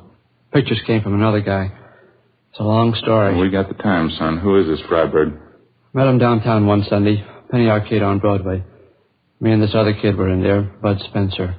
Freiberg came up, started to talk to us. All right, go on. He finally took a couple of these books out of his pocket, gave them to us. He wanted to know what we thought of them. Told us he had plenty of them, and we knew any other kids who wanted them. You knew you and your friend Bud were in high school? Yeah, that's right. What else, Steve? Well, that's about it. He asked me and Bud if we wanted to sell for him around school. This friend of yours, Bud Spencer, he's selling them too? Yeah. He goes to a different school, though. Both of us did pretty good with the books, sold real fast. The pictures are even better. That's so. You say you didn't get the pictures from Freiberg. There was somebody else? A man by the name of Jack. Don't know his last name. Freiberg put us onto him, gave us an introduction, set up the deal. We got the pictures for 75 cents. Most of the time they get us $1, $1.50 a piece. Bud and I did pretty good. You know any other fellows working for this Freiberg, Steve? Any other kids in school, I mean? No, just Bud and me. That's all I know. It wouldn't be so bad if it was just the books. That lousy Charlie. He had to go and promote the party routine, get everybody mixed up in that. How do you mean? What's that all about? Charlie. He stays at this place out on Sepulveda. It's a motel. That's where we always contacted him. Yeah. After a couple of weeks, when we got to know him, he asked me and Bud out to this place. Said he was going to throw a party. Told us to bring our girlfriends along. Turned out we were the only ones at the party. Me and Bud and the girls and Charlie Freiberg. Party lasted pretty late. I should have been smart enough to figure it out. I wasn't. What do you mean, Steve? Figure out what? Why'd Charlie be throwing parties just for us? The first 2 times there wasn't anything wrong. We just talked, danced with the girls, drank some beer. Charlie told us to have a good time. He threw a party every Friday night. Never broke up till after 3 o'clock. How old are your girlfriends, yours and Bud's? 17. They're both 17. They've been around, though. No use kidding you. They weren't very smart, I can tell you that. None of us were, I guess. Next couple of parties, Charlie had whiskey there. Dumb girls drank right along with him. So did we. Freiberg served the whiskey, did he? Yeah, that's right. He loaded the drinks, kept handing the girls a lot of stuff about how he used to be a director in pictures. He had a lot of connections in Hollywood. The last party I was at, he said he was going to get the girls' screen test. A lot of malarkey like that. Mm-hmm. What else, Steve? I don't know. I had a beef with Charlie about it. I walked out. I haven't been back since. Does he still throw these Friday night parties, do you know? Maybe. I don't know. There were 3 or 4 after the last one I walked out on. Dumb girls think Charlie's just great. God, so I can't stand the guy. How about the parties you didn't show up for, Steve? You get a rundown on them? Well, I heard a couple of things, yeah. Sure glad I wasn't there. How do you mean? Dumb girls never fails. The oldest line in the world. They still go for it. What's that? Tell them you're going to get them in the movies. We continued questioning the subject, 17-year-old Stephen Banner. He gave us a full description of the man who'd been selling him the books, Charles Freiberg, and also a description of the man known as Jack, the one who had been supplying him with pictures and photographs. In addition, he gave us the addresses of the two men, a fair description of Freiberg's car, no license number, and the names and addresses of the two girls he and his friend had taken to Freiberg's parties. 1:20 p.m. Ed and I took the case of obscene books from the garage, loaded it in the back seat of our car, and Stephen Banner directed us to the high school attended by his friend Bud Spencer. We picked up the Spencer boy and drove him and Banner downtown to Georgia Street Juvenile, where we booked them in on 700B, Welfare and Institution Code, lack of supervision. We drove to the motel out on Sepulveda, but the suspect, Charles Freiberg, had moved out 5 days before, no forwarding address. It wasn't a dead end, though. From his motel registration card, we got the description and license number of his car. On the way into the office, we checked out the address of his confederate, the man known as Jack. He'd moved the same day as Freiberg, no forwarding address. Back at the office, DMV got a make on the license number for us. The car registered in Freiberg's name, 239 West 92nd Street. We went down to R&I and pulled the package on the suspect. 3:40 p.m. Last address on him was 3 years old. How's his record read? Well, he's been in the business before. A couple of ag charges, a 311 charge, too. Possession of obscene literature. Served 8 months in county jail. Mugshot there? Yeah, here. Mm-hmm. Close enough to the way the boy described him. I'd say so. His M.O., too. Huh? Same pitch the last time they got him, working the high school trade. Passed himself off as a studio man, movie director. How about the other man, Jack? You got anything there? No, not yet. I gave the information on him to the stats office. They're going to make a run for us. Well, I guess we better check on the kids' girlfriends, huh? Mm-hmm. Get their stories. I suppose so. It sure gets me, Joe. What's that? Very young girls like that, out at motel parties till 3 a.m. drinking. Yeah. 17-year-olds, no reason for it, no reason at all. Well, I can think of one that might do. Huh? Their parents. We checked out the suspect's address furnished us by DMV and also the information from the R&I package. They went nowhere. We had a second interview with Stephen Banner and his friend Bud Spencer. We showed them Freiberg's mugshot and both of them identified it. We got out a broadcast and an APB on him. 4:12 p.m. Together with policewoman Doreen Statesel, Ed and I drove out to interview the two teenage girls involved, a Dorothy Ryan and a Laura Osborne. We stopped at the home of the Osborne girl first, but she wasn't there, and neither were her parents. An older sister told us that both the mother and father were working and that Laura was at a neighborhood school for models taking her weekly lesson. We checked at the modeling school, a converted second-floor social hall, where we finally located the girl, a tall brunette, dark eyes, fair complexion. The heavy makeup didn't do much to hide her age. While the modeling lesson went on, policewoman Statesel, Ed, and I talked to the girl off in one corner of the hall. Your friend, Steve Banner, he took you to those parties at Mr. Freiberg's place? Uh-huh, that's right. Very nice man. He was always nice to Dorothy and me. Dorothy Ryan, she came to the parties with Bud. He's a friend of Steve Banner's. You have no complaint to make about this, Mr. Freiberg? He never caused you trouble of any kind? Charlie? Well, no. I told you before that business about Steve getting mad just because Charlie told us he'd get us in the movies. Well, it was silly, that's all. Plain silly. Charlie was just helping us. How do you mean, Laura? Well, he's in Hollywood, you know, Charlie Freiberg. He has lots of connections. He just wanted to help us get some good modeling jobs. That's why he took our pictures. There was nothing wrong. You continued going to these Friday night parties without the two boys, is that right? Yes, Dorothy and me. There wasn't anything wrong with it. We knew Charlie as well as they did by that time. A few bathing suit pictures, that's all. There was nothing wrong in that. Did you ever see prints of any of those pictures, either you or Dorothy Ryan? No, but Charlie's going to get us some. He promised he would. You know where he is now? No, he moved. I haven't any idea where he is. When's the last time you saw Freiberg, miss? About 10 days, 2 weeks ago. What's this all about, officer? You looking for Charlie? How does he usually contact you, Laura? By phone? Yeah, usually calls. Has he called you lately? Well, I don't know. Why are you looking for him? Can't you tell me? Routine investigation, miss. Oh, I'm sorry. I don't know where Charlie is. Why can't you tell me why you want him? We want him. Why? Can't you give me a reason? This is one of the reasons, Laura. Would you look at this picture? Charlie took this? It's his business, Laura. That's the way his police record reads. I can't believe it. That's one reason we want Freiberg. There's lots of others. You willing to help us, Laura? You said they'd be beautiful, glamorous. They're not. You know where he stays now? No, I'll find out, though. How do you mean? I've got a date with him. Supposed to meet him out on Wilshire and La Brea. When's that? 8 o'clock tomorrow night.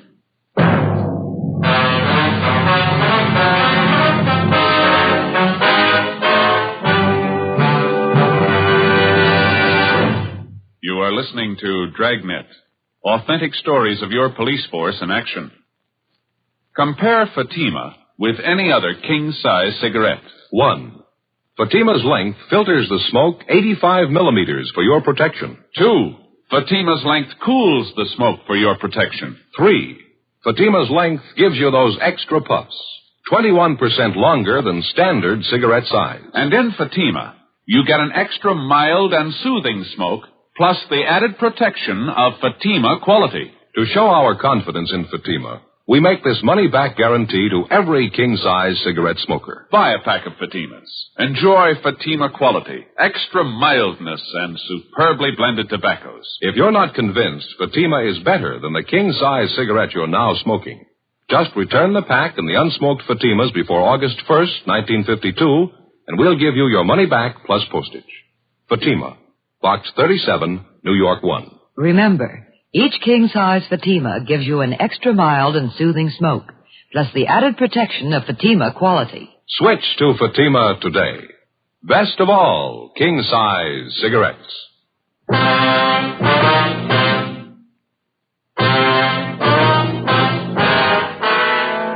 November 8th, Wednesday, 5:30 p.m.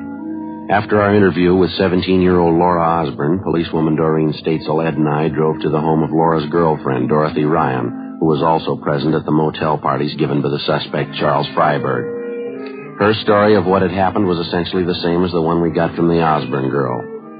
That night, we met with the parents of both girls. They were well-meaning and cooperative. They admitted their mistake. It was the same old story of lack of supervision and very little home life. The parents told us that they had no idea of what had been going on or the late hours that their teenage girls had been keeping. Besides promising closer supervision of the girls, they told us they would notify us immediately if the suspect Freiberg made any attempt to contact their daughters. 6:25 p.m. We got back to the office, put in a call to Stephen Banner's home, and notified his sister and brother-in-law that the boy was being held for further interrogation. We also notified the parents of Bud Spencer. The following morning, Ed and I went across the street to the district attorney's office, presented our case, and a warrant was issued on Charles Freiberg for 702 WIC, contributing to the delinquency of a minor. At 7 o'clock that night, Ed and I staked out on a cocktail lounge near the intersection of Wilshire and La Brea, the place where the suspect had told Laura Osborne to meet him. 7:30, 7:45. We waited.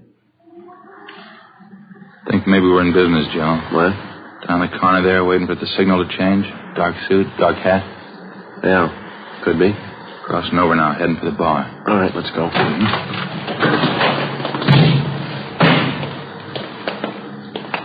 No mistake. Hey, fella, hold it up on that, will you? How's that? Police officers. Your name Freiberg? What? No, that's not my name. It's your identification, please. Yes, I've got my identification. Why? Can we see it, please? Why? What do you want? Your identification. What for? I haven't done anything. Let's go, mister. Talk about it downtown. Now, wait a minute. Just a minute. I don't want any trouble. I'll show you. There. Driver's license. The rest of my stuff. Charles Freiberg. It's an old address, isn't it? Yeah. I haven't had time to change it. Just got back in town. What's the matter, anyway? Where are you staying, Freiberg? No place. I just got back in town. I told you that. Not staying any place yet. No connections at all. Where's your car? I don't have one. Haven't had one for a year. I sold it. Look, how about filling me in? What do you want with me? You want to step over here, Freiberg, out of the way? All right. Just like to know what's going on, that's all. I'd like to see what you're carrying in your pockets. Take everything out, please, one pocket at a time. What is this, a shakedown? You can start with your coat pockets. All right. There. Okay? All right, now the other one. Okay? You said you don't have a car, Freiberg. No, of course not. I told you that. What are you doing with that parking ticket? We walked the suspect Freiberg 2 blocks to the parking lot listed on the claim check that he had in his coat pocket. He had black hair streaked with gray, looked to be in his mid-50s. We questioned him on the way, but he'd admit nothing. We located his car in the parking lot and searched it. In the glove compartment, besides a half a dozen photographs and small books, we found a key with a metal disc attached to it. Stamped on the disc were the words West Side Studios, number 23. Freiberg refused to identify the key. He refused to admit a thing. We walked him back to our car, and together the three of us headed out for the old West Side Studios just off Jefferson Boulevard. On the way, we tried again to question the suspect, but we got nowhere. He refused to answer even the simplest questions. One look at the West Side Studios, and you knew right away the place had seen better days. It had been fairly prominent in the early days of motion picture making, but all that was left now was 2 square blocks of broken-down scenery, 1 dilapidated sound stage, and a row of weather-beaten cottages, the tar paper peeling off the roofs. We got out of the car and started up the walk. The faded sign over the main gate read West Side Studios, founded 1920. And down in one corner, admission by pass only. The guard shack at the gate was boarded up. No sign of a night watchman. We kept walking.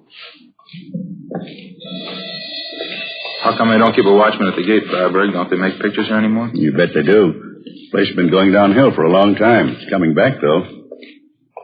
Then you do know the place, is that right? Yeah, I know it. I should know it. What do you mean by that? Nothing. You rent an office here, is that it? Freiberg? Yeah, that's right. Straight down the way there, Cottage 23. What's your job? You in some kind of movie work? Yeah, I have been for 30 years. More than 30 years. That's so? You an actor? Freiberg. Haven't you ever heard the name? I'm a producer. Oh, I see. Why don't you tell us that to start with? Oh, I don't know. Different reasons. I don't like to throw my weight around. I have a lot of connections in Hollywood, you know. That's so. In the trade 30 years. I was one of the first. You can make a lot of friends in 30 years. Yeah, I guess so. How about those books we found in your car, those pictures? How do you explain them? This studio will be back on the street in a year. I'll bet $1,000 on it. This whole block here, sound stages.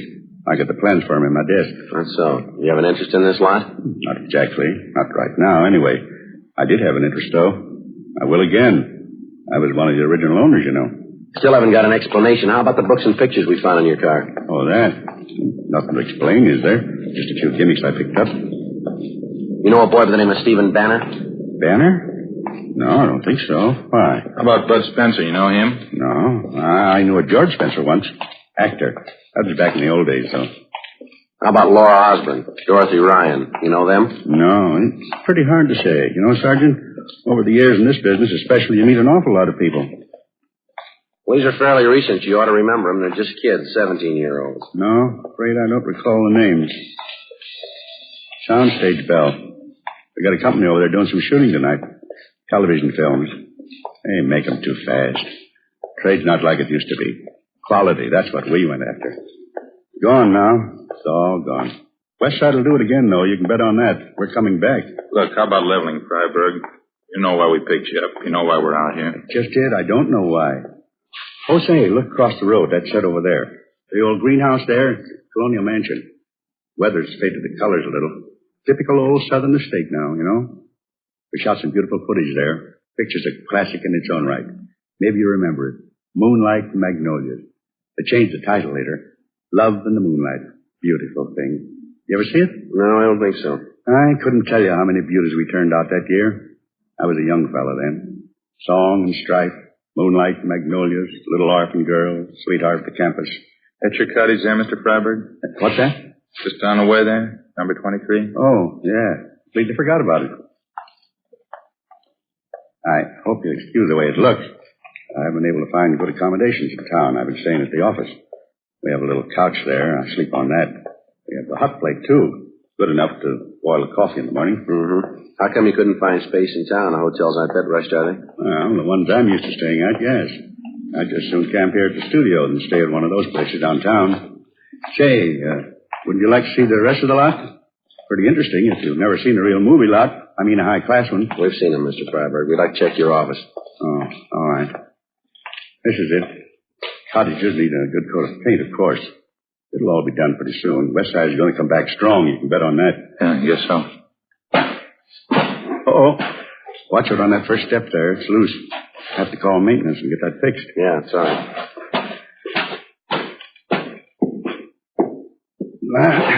Here we are.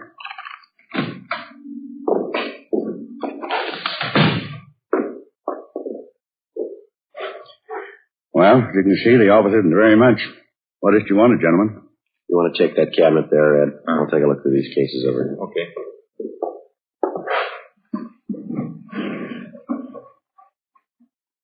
This picture here on the wall. That's the cast and the production staff of my first film. Here's the other one. Me and R.Z. Bernard.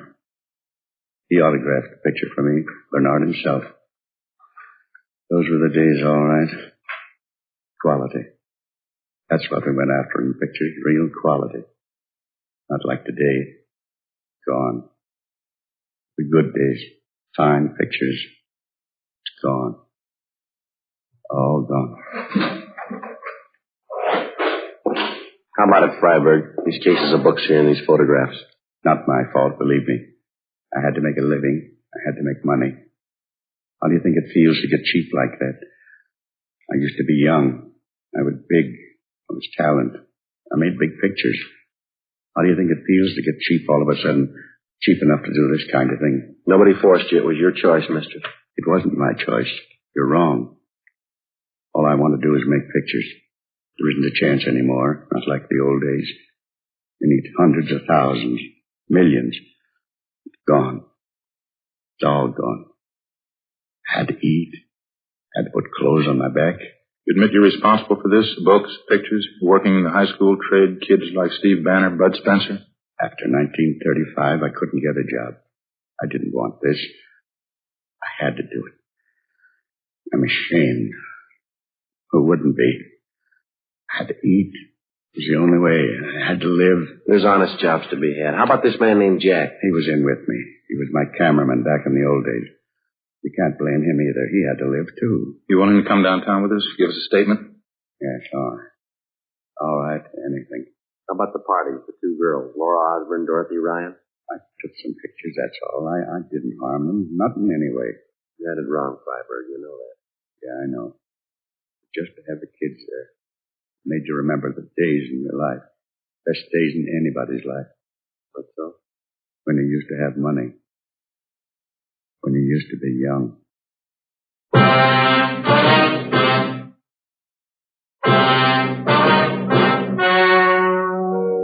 The story you have just heard was true. The names were changed to protect the innocent. On January 29th, trial was held in Superior Court, Department 87, City and County of Los Angeles, State of California. In a moment, the results of that trial. And now, here is our star, Jack Webb. Thank you, George Fenneman. Friends, won't you do this for me? Compare Fatima with any other king-size cigarette. You'll find Fatima's length filters the smoke 85 millimeters for your protection. Cools the smoke for your protection. Fatima's length gives you those extra puffs. 21% longer than standard cigarette size. And you get an extra mild and soothing smoke, plus the added protection of Fatima quality. That's why I'd like you to buy Fatima.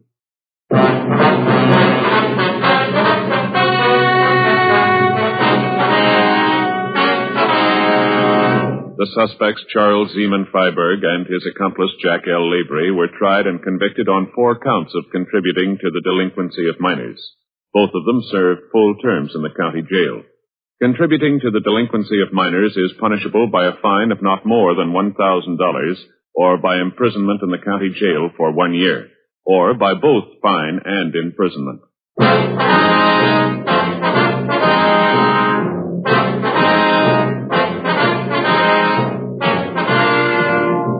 You have just heard Dragnet, a series of authentic cases from official files.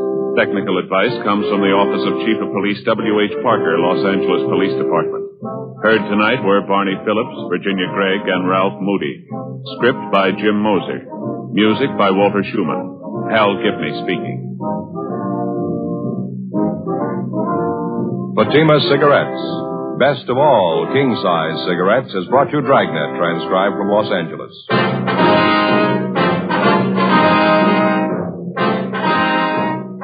Now, it's Counter Spy on NBC.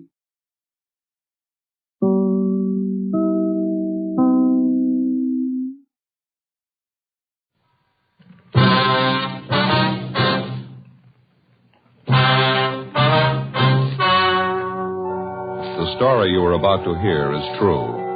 The names have been changed to protect the innocent. Fatima Cigarettes. Best of all king-size cigarettes brings you Dragnet on both radio and television.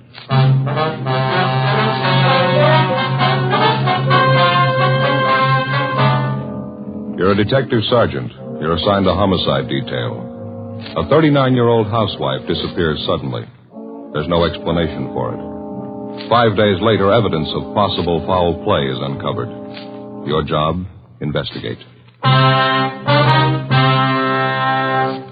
Fatima, America's first largest-selling blended cigarette.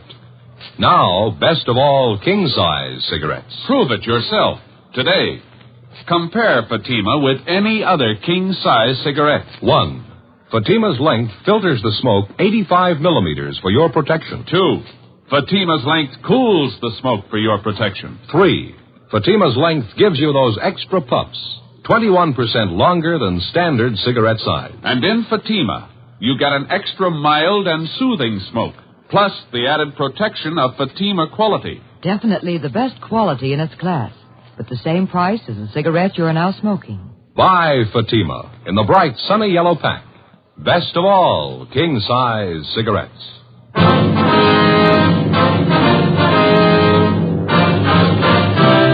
Dragnet, the documented drama of an actual crime. For the next 30 minutes, in cooperation with the Los Angeles Police Department, you will travel step by step on the side of the law through an actual case transcribed from official police files. From beginning to end, from crime to punishment, Dragnet is the story of your police force in action. It was Wednesday, September 15th. It was hot in Los Angeles. We were working the day watch out of homicide. My partner's Ed Jacobs. The boss is Thad Brown, chief of detectives. My name's Friday. I was on the way back from lunch, and it was 12:56 p.m. when I got to room 42. Homicide. Hi, Joe. Waiting for you. Hi, Ed. Al, here you got something for us, huh? Mm-hmm. Here's the report right here. Gardener by the name of Abbott called in day before yesterday. Chester Abbott said his wife disappeared from their home out in the valley Thursday night. He says he thinks she left him. Well, happens every day. Not this way, it doesn't. Walsh and I went out to talk to the man yesterday. His story doesn't make too much sense. How you mean now? None of his wife's clothes are missing, none of her luggage. She even left her pocketbook behind, full of money. We found out from the neighbors the missing woman has a 17-year-old boy by a former marriage. Does that mean anything? Well, he's an only child. Mother dotes on the kid. She didn't even say goodbye to him. Well, how'd this Chester Abbott impress you? Pretty grouchy with Walsh and me. No cooperation. Wants to find his wife, doesn't he? I don't know. I'm not sure. He's no help, I can tell you that much. Could I see that report, Al? Yeah, here you are. Thank you. Florence Trumbull Abbott, age 39. Abbott's her second husband. First one died a little after the boy was born. Mm-hmm. Disappeared Thursday night from the home, 546 Belasco Road, between 7 and 8 o'clock. Well, when did Abbott call in to notify you? Monday afternoon. Told us he thought his wife might have been spending the weekend with her sister. When he found out she wasn't, he called us. Mm-hmm. You meet the boy when you were out there? Yeah, that's another thing. How do you mean? The kid came riding up on a bike when we were talking to one of the neighbors. We tried to talk to him, but the old man came out and hustled the boy into the house. Then he started showing us out. Well, what's his trouble? He told us it was our job to find his wife, not to go prying into his stepson's affairs. Mm-hmm. That's a new slant. Well, how about the woman's friends and relatives? They've been checked out yet, Al? Walsh is on it now. Don't think he's had much luck contacting him so far. I'll tell you the truth, I don't like the looks of it. Mrs. Abbott have any other relatives here? I mean, besides a sister and 2 aunts? Yeah, I got the list right over here. Sure wish we had a chance to talk to that boy. Notice anything else out of the way about Mr. Abbott, Al? Well, I don't know. Here's that list, Joe. Oh, thank you. Abbott was upset, all right. I don't know, though. He didn't exactly strike me as reacting the way a normal man reacts when his wife's disappeared. Well, how about a copy of this report? You got one to spare? Yeah, sure. Just a minute. Yeah. Missing persons, Barghetti. That's right. This is Barghetti speaking. Who's that? Oh, yeah. Yeah, sure. About what? All right, good. 4 o'clock? Fine. All right, son. Goodbye. Well, that was the boy I was telling you about, Mr. Abbott's stepson. What do you want? He wants to talk to us. Sounded worried. About his mother? He thinks something's happened to her.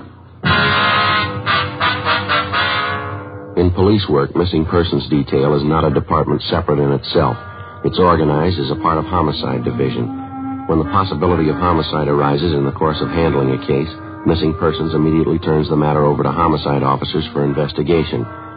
When we got the call from the Abbott boy, we automatically took over. According to Al Barghetti, the boy said he suspected his stepfather and he didn't want him to know of any meeting between him and police officers. At 3:15, Ed and I left the office and drove to the meeting place designated by the boy, the Dairyland Fountain and Coffee Shop near the corner of Fairfax and Hollywood Boulevard. We got there at 3:50 p.m. At 8 minutes past 5, the Abbott boy still had not arrived. We waited another 15 minutes, and then we left and drove out to the valley and pulled up in front of the main gate to the Abbott Nursery on Belasco Road. The house itself was set well back on the property, which covered about 5 acres of ground. The entire nursery was surrounded by a 6-foot chain-link fence, and it looked like every available foot of ground inside was planted with some kind of flower or shrub. Mr. Abbott met us at the gate. He had 3 full-grown mastiffs with him. He held them on a chain. Yes, what do you want? Police officers, you Chester Abbott? That's right. What do you want? Well, if you can get those dogs quiet for a moment, we'd like to ask you some questions. Pretty busy now. Can't you come back tomorrow? No, it's important, Abbott. We'd like to talk to you now. All right, if you have to. Fast, time. Get down. You two, Joe. Quiet. I said quiet. All right. Now, what do you want? Mind if we come inside, sir? These watchdogs of mine are pretty vicious. We can talk here at the gate. All right. We've been assigned to look into your wife's disappearance, Abbott. This is my partner, Sergeant Jacobs. My name's Friday. Mm-hmm. Find out anything about my wife yet? Nothing definite, no. Thought maybe you could help us. Mind telling us exactly what happened the night she disappeared? What do you mean, what happened? Well, when did you see her last? When did you first notice she was gone? Well, we had dinner Thursday night about 7 o'clock, then I laid down for a nap. Florence went out on the front porch for some air. I woke up a little before 8 o'clock and went outside to look for her. She was gone. No one saw her leave, Mr. Abbott? Not that I know of. Maybe one of our neighbors. You can ask them. They seem to know everybody's business. How about your stepson? Wasn't he home Thursday night? Bruce? No, he went out to a show with some other kids. When did he get back from the show, you remember? About 10 o'clock, I think. Why? Where's the boy now, Abbott? Who are you looking for, my wife or stepson? Both of them. Where is he? Gone. I took him over to my sister's in Alhambra. He'd been feeling bad since his mother disappeared. Figured the change would do him good. Well, when did you take him over to your sister's? This afternoon. What's that got to do with it? I'd like to talk to him. No, you can't. You won't allow it. The boy's too upset right now, and I can't allow it. I'm afraid you're going to have to allow it, Abbott. Listen, mister. You can get off this property right now if you're going to get fresh with me. No cops giving me any sass. Get down there, honey. Quiet. Nobody's giving you sass. We want to talk to your stepson, that's all. He might be able to give us a lead on the whereabouts of your wife. And I say you can't see the boy. You've been looking for Florence for a week, and you haven't found a thing. I'll get somebody else to look for her. It's my business anyway, nobody else's. It's our business if anything happened to her. What are you talking about? You better get your coat, Abbott. I'd like to talk to you downtown. Come through that gate, and I'll let these dogs go. We hate to shoot them, mister. Wait, what are you trying to prove anyhow? What do I have to get downtown for? I'll tell you when we get there. Now get your coat. Chester Abbott turned, made his way up the path and into the house. A few minutes later, he came out, closed the gate behind him, and got into our car. On the way back downtown, he talked pleasantly about the weather, the nursery business, and his dogs. When we got to the office, we found out the reason for his sudden change in temperament. His lawyer was waiting for us at the door. We tried to interrogate Abbott, but the lawyer objected to just about every question we asked. It was hopeless, and we knew it, and so did the lawyer. We released Abbott, but not before we got the name and address of his sister in Alhambra, where the stepson Bruce was supposedly staying. After Abbott and his lawyer left, Ed and I signed out of the office and drove to Alhambra to check on the boy. Bargetti sure had this one pegged. Real sleeper. Yeah. I'd like to know how the stepson missed that date with us this afternoon. If the boy called us from the house, stepfather could have overheard him. Yeah, it's possible. Sister's house ought to be along this block, shouldn't it? Let's see. 1408. 06, yeah, there it is. Great Cottage, 1402. Okay, let's pull up here, huh? Right.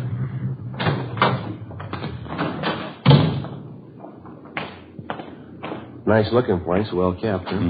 Nice neighborhood. Wonder how the lot prices run out here. I don't know. I'll get the bell.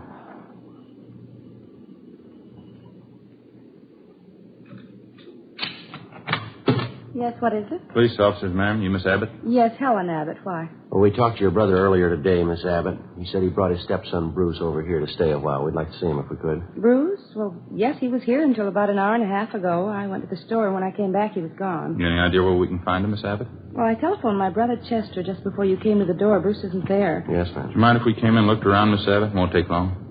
Well, why?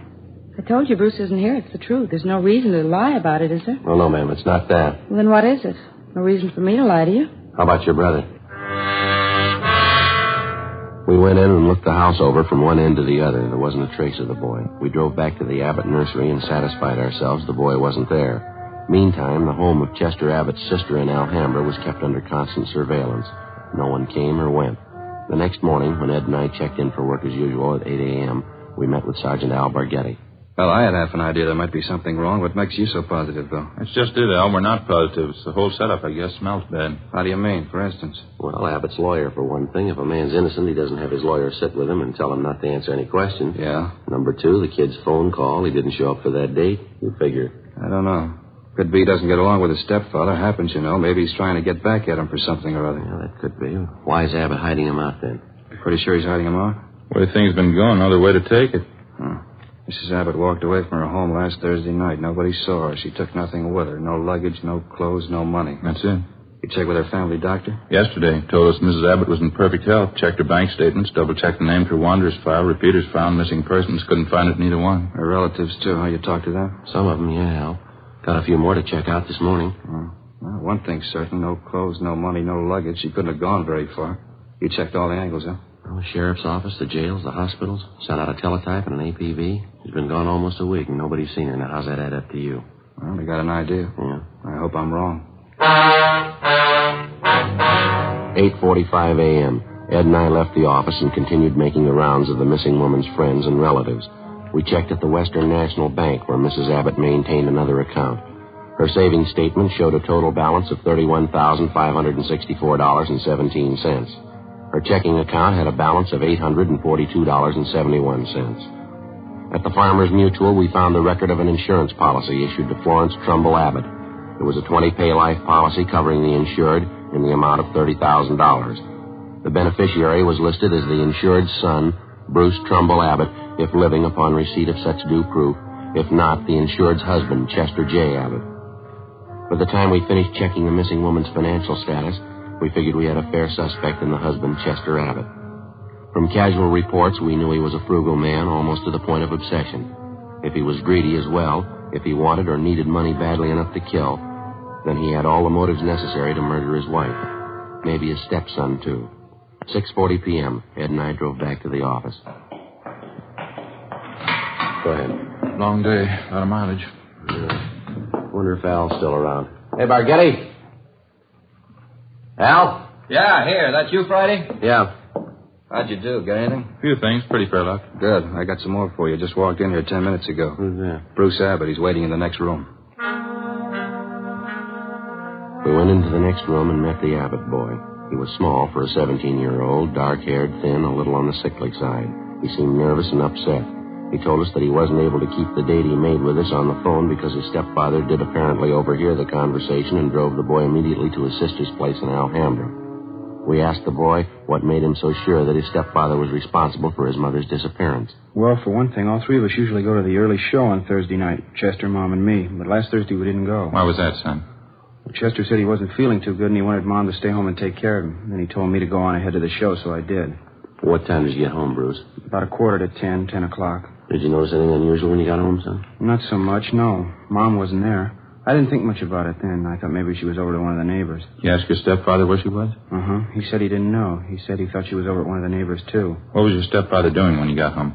Just sitting in the living room reading the paper. I usually don't talk to him too much. I just asked him where Mom was, and he told me, and then I went back to my room and went to bed. Did you notice anything unusual about the way he acted? Anything different about him at all? Well, I'm not too sure. He did seem a little nervous, though. Jumpy. More than usual, I think. Mm-hmm. Anything else? Well, when I came through the front yard, I noticed the dogs had mud all over their paws. Red, Jaime, and George, all three of them. They must have been out in the nursery plots. Anything unusual about that? In a way, yeah. You see, the dogs don't go out in the plots unless Chester's with them. He doesn't want them to trample the seedlings. I noticed Chester had mud on his shoes that night, too. And you figure your stepfather was out digging somewhere in the nursery plots that night, huh? Yeah, that's right. Digging somewhere. He must have been. Can't figure out why, though. How do you mean, son? My stepfather never works at night.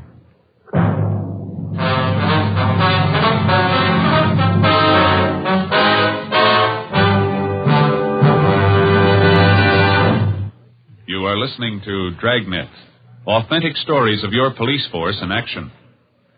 Compare Fatima with any other king-size cigarette. 1. Fatima's length filters the smoke 85 millimeters for your protection. 2. Fatima's length cools the smoke for your protection. 3. Fatima's length gives you those extra puffs, 21% longer than standard cigarette size. And in Fatima, you get an extra mild and soothing smoke, plus the added protection of Fatima quality. To show our confidence in Fatima, we make this money-back guarantee to every king-size cigarette smoker. Buy a pack of Fatimas. Enjoy Fatima quality, extra mildness, and superbly blended tobaccos. If you're not convinced Fatima is better than the king-size cigarette you're now smoking, just return the pack and the unsmoked Fatimas before August 1st, 1952, and we'll give you your money back plus postage. Fatima, Box 37, New York 1. Remember, each king-size Fatima gives you an extra mild and soothing smoke. plus the added protection of Fatima quality. Switch to Fatima today. Best of all, king-size cigarettes.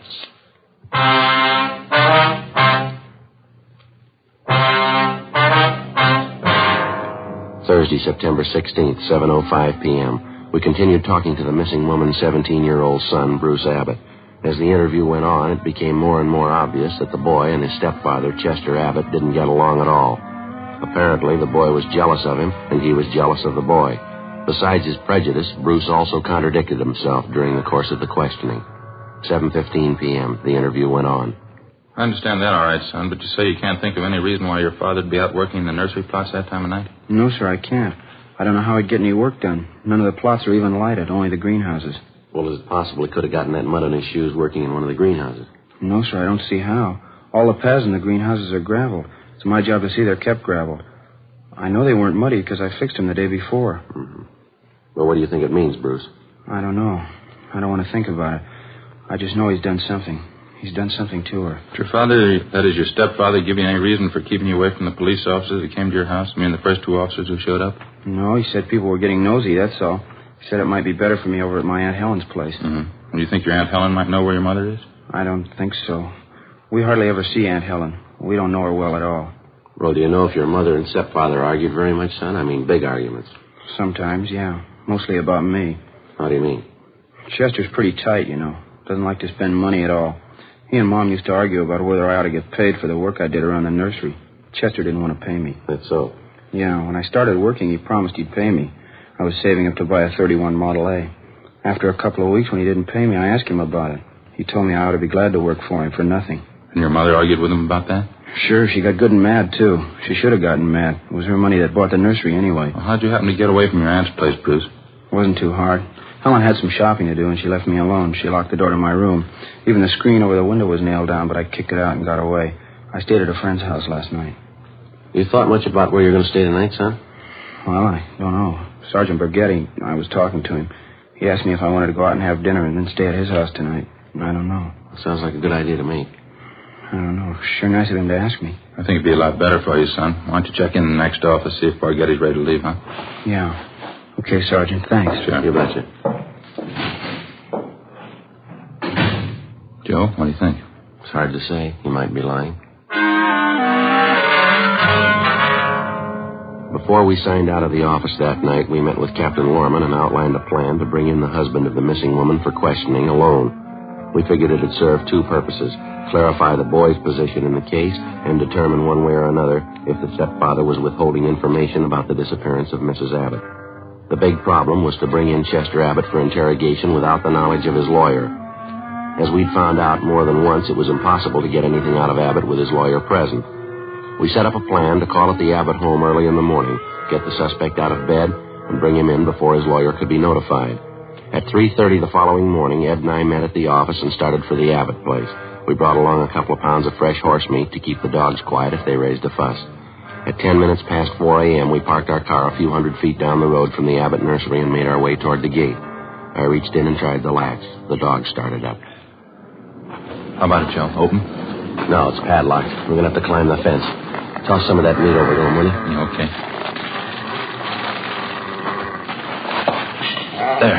All right, that does it. All right, let's climb the fence. Keep an eye on the hounds. Looks like they can take a break off. Yeah. Take it easy, Ed. All right. Watch that. Yeah. Here comes that other dog. Get some more of that meat, right? Yeah. There you are, boy. Go get it. Go on. All right, that's fine. Come on, let's hurry. Have a look, Joe. Huh? Windows along the side of the house. Lights just went on. Yeah, come on. Who is it? Who's there? Who is it? I'll set the dogs on you. Police officers, Abbott. Friday and Jacobs. What kind of business is this? What are you doing out here this time of night? You're under arrest, Mr. Abbott. What are you talking about? I think you heard me. You're under arrest. What kind of crazy thing is this? You're going to pay for this. I'll have your job. You want to get your coat? You cops are asking for a pack of trouble. You know that. Get your coat. I'd like to know what you think you're doing. Where's my stepson, anyway? What have you done with him? I got a better one for you, mister. Huh? What have you done with your wife? 4:25 a.m. Ed and I drove the suspect, Chester Abbott, back downtown to the office. He was quiet and sullen. We headed down the hall for the squad room. Light still burning in the office? Yeah, probably Barghetti standing by. All right, Abbott, in there. You're going to pay for these. You can take my word on that. Ed, you want to take him in the office and stay with him? I'll check with Al. Okay. All right, Abbott, inside.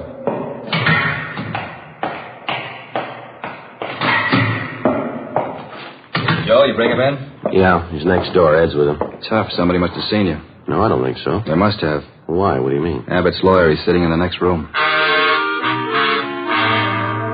How the lawyer had been notified, we couldn't be sure. Again, we tried to question Abbott, and again, on the advice of his attorney, he refused to answer practically every question we put to him. We released him. That day, Captain Lorman assigned 2 men to stake out on the nursery and report on all of Chester Abbott's movements. A little after 7 p.m., just after nightfall, we tried again to bring the suspect in for questioning without his lawyer's knowledge. It didn't work. The men assigned to stake out on the Abbott place reported definitely that someone was tipping off the attorney whenever unknown visitors showed up at the nursery and drove off together with Mr. Abbott. There was nothing we could do about it. The following morning, Al Barghetti came up with a lead. Had a long talk with the boy last night. Think he came up with a pretty fair lead. How's that? The old man's responsible. We know there's only one way we'll get a conviction. Yeah? Find the body and enough evidence to tie him in. Yeah, well, where do we start looking? In a new rose bed. It's next to one of the greenhouses in Abbott's nursery. Boy tell you this? Yeah, seems to make sense. We know old man Abbott's crazy about saving $1. We found that out from the neighbors and the relatives. Mm-hmm. On the nursery trade, especially in the limited area Abbott has to work in, you cultivate every foot of ground you have. You plant every foot of soil with something. Well, yeah, what's the point? Well, Abbott's not the type to waste anything. He wouldn't let ground lie fallow when he could plant something that might bring in a few dollars next spring. Mm-hmm. Bruce tells me his stepfather has every inch of the property planted with something. Everything except a 6x8 plot of ground in that rose garden. Well, what did the boy say? The plot been vacant for a long? Well, he says his stepfather got it ready for planting a week and a half ago. It's still vacant. Be worth checking out. How do we do it? We can order up a crew from the crime lab. They can take probings through the plot, all around it. They ought to be able to tell us how deep the ground's been worked over lately. Okay. What do you figure, tonight? Yeah, I think so, yeah. Maybe 11, 12 o'clock. What about old man Abbott? You think he's going to sit still for it? If the hunch pays off, he's going to sit still a long time. It was 10 minutes past 11 that night when we got to the Abbott nursery. Lee Jones and the crime lab crew, Al Barghetti, Ed, and 2 other men from homicide. The men on stakeout told us Chester Abbott, along with his attorney, had left the house a half hour before in his car, a dark blue coupe. They hadn't returned. Ed brought along another supply of fresh horse meat for the dogs, so we didn't have any trouble there. We located the vacant plot of ground in the rose bed next to one of the greenhouses, as Bruce Abbott had described it to Barghetti. The crime lab crew started probing. The ground obviously had been worked over recently, and to some depth. They started digging. Anderson, get that light over here, will you? Thanks. Joe, see anything? No. Let's keep digging. Try it over here, huh? Yeah. You know, this is it. He wasn't taking any chances. Down a good 4 or 5 feet now, wouldn't you say? Yeah, at least that. Anderson, more light, huh? All right, let's go at it. All right, wait a minute. Yeah. Woman's shoe here. Come on.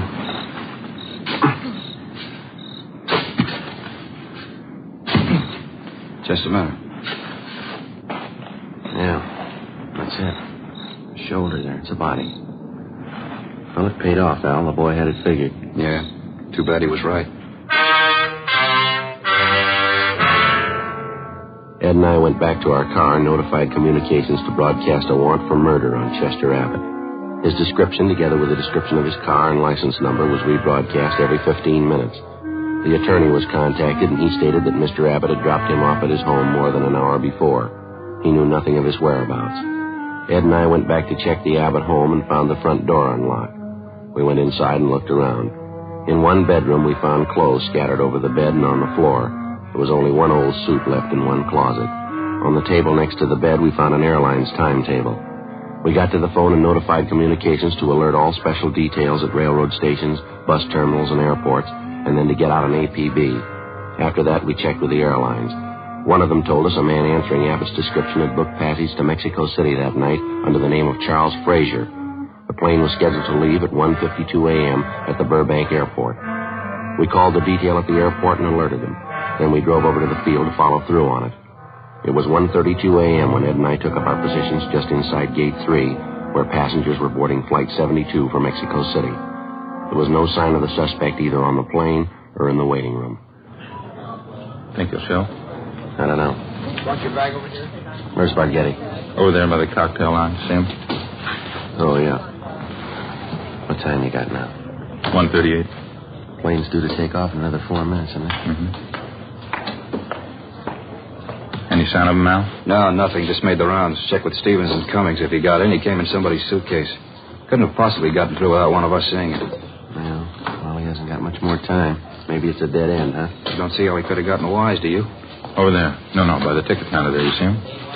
Yeah, that's him. Come on. Right.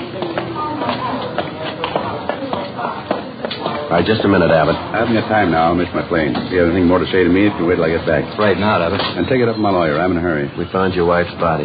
How's that? In the rose bed next to the greenhouse. I don't know what you mean. You must be mistaken. No mistake. Hands behind your back. What's this all about? I haven't done anything. All right, let's go. No, just a minute. You got it wrong. I don't know anything about it. We think you do. Now, come on. Wasn't my fault. I didn't know what I was doing. I plead insanity. She drove me to it. We were arguing about the boy and she slapped me. I didn't mean to do it. All right, let's go, Abbott. Can you wait just a minute more? What for? My plane. One from Mexico City. Funny, isn't it? What's that? I was so close. Just missed it. Not by more than 1 minute. No, you're wrong about that, Abbott. Just 1 minute, that's all. Now, you missed it before you ever bought your ticket. How do you figure? When you first decided to kill your wife. Come on.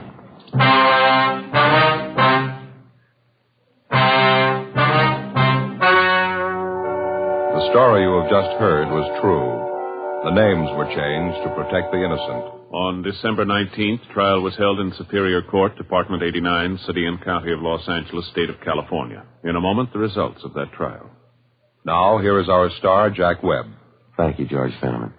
Friends, I'm holding 2 sets of fingerprint cards. Now, on one, prints found at the scene of a crime. On the second, a suspect's taken from the files. Now, the only way in the world you can tell they're made by the same suspect is by comparison.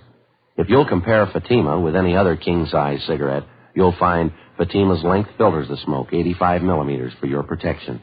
Fatima's length cools the smoke for your protection. Fatima's length gives you those extra puffs, 21% longer than standard cigarette size. And you get an extra mild and soothing smoke, plus the added protection of Fatima quality. Prove it today. Buy Fatima.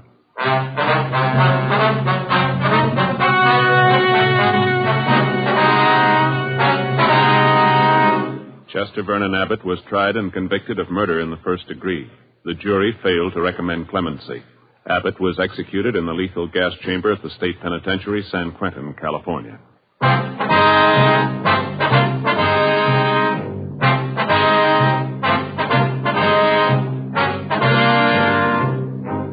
You have just heard Dragnet, a series of authentic cases from official files. Technical advice comes from the Office of Chief of Police W.H. Parker, Los Angeles Police Department. Technical advisors Captain Jack Donahoe, Sergeant Marty Wynn, and Sergeant Vance Brasher. Heard tonight were Barney Phillips and Herb Ellis. Script by Jim Moser. Music by Walter Schumann. Hal Gibney speaking. Fatima Cigarettes. Best of all king-size cigarettes has brought you Dragnet, transcribed from Los Angeles.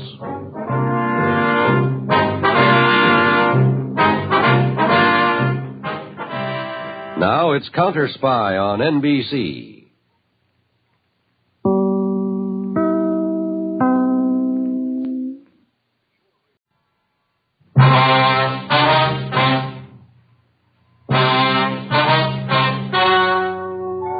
The story you are about to hear is true.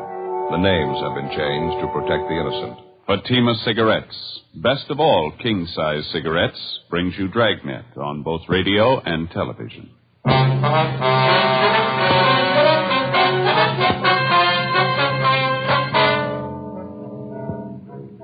You're a detective sergeant.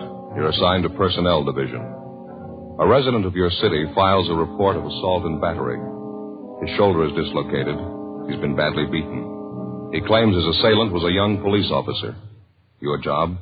Investigate. Comparison proves Fatima quality. Yes, comparison proves Fatima quality. Compare Fatima with any other king-size cigarette. 1. Fatima's length filters the smoke 85 millimeters for your protection. 2. Fatima's length cools the smoke for your protection. 3. Fatima's length gives you those extra puffs, 21% longer than standard cigarette size. And you get an extra mild and soothing smoke, plus the added protection of Fatima quality. Definitely the best quality in its class, but the same price as the cigarette you are now smoking. Prove Fatima quality yourself today. Buy Fatima in the bright, sunny yellow pack. Best of all, king-size cigarettes.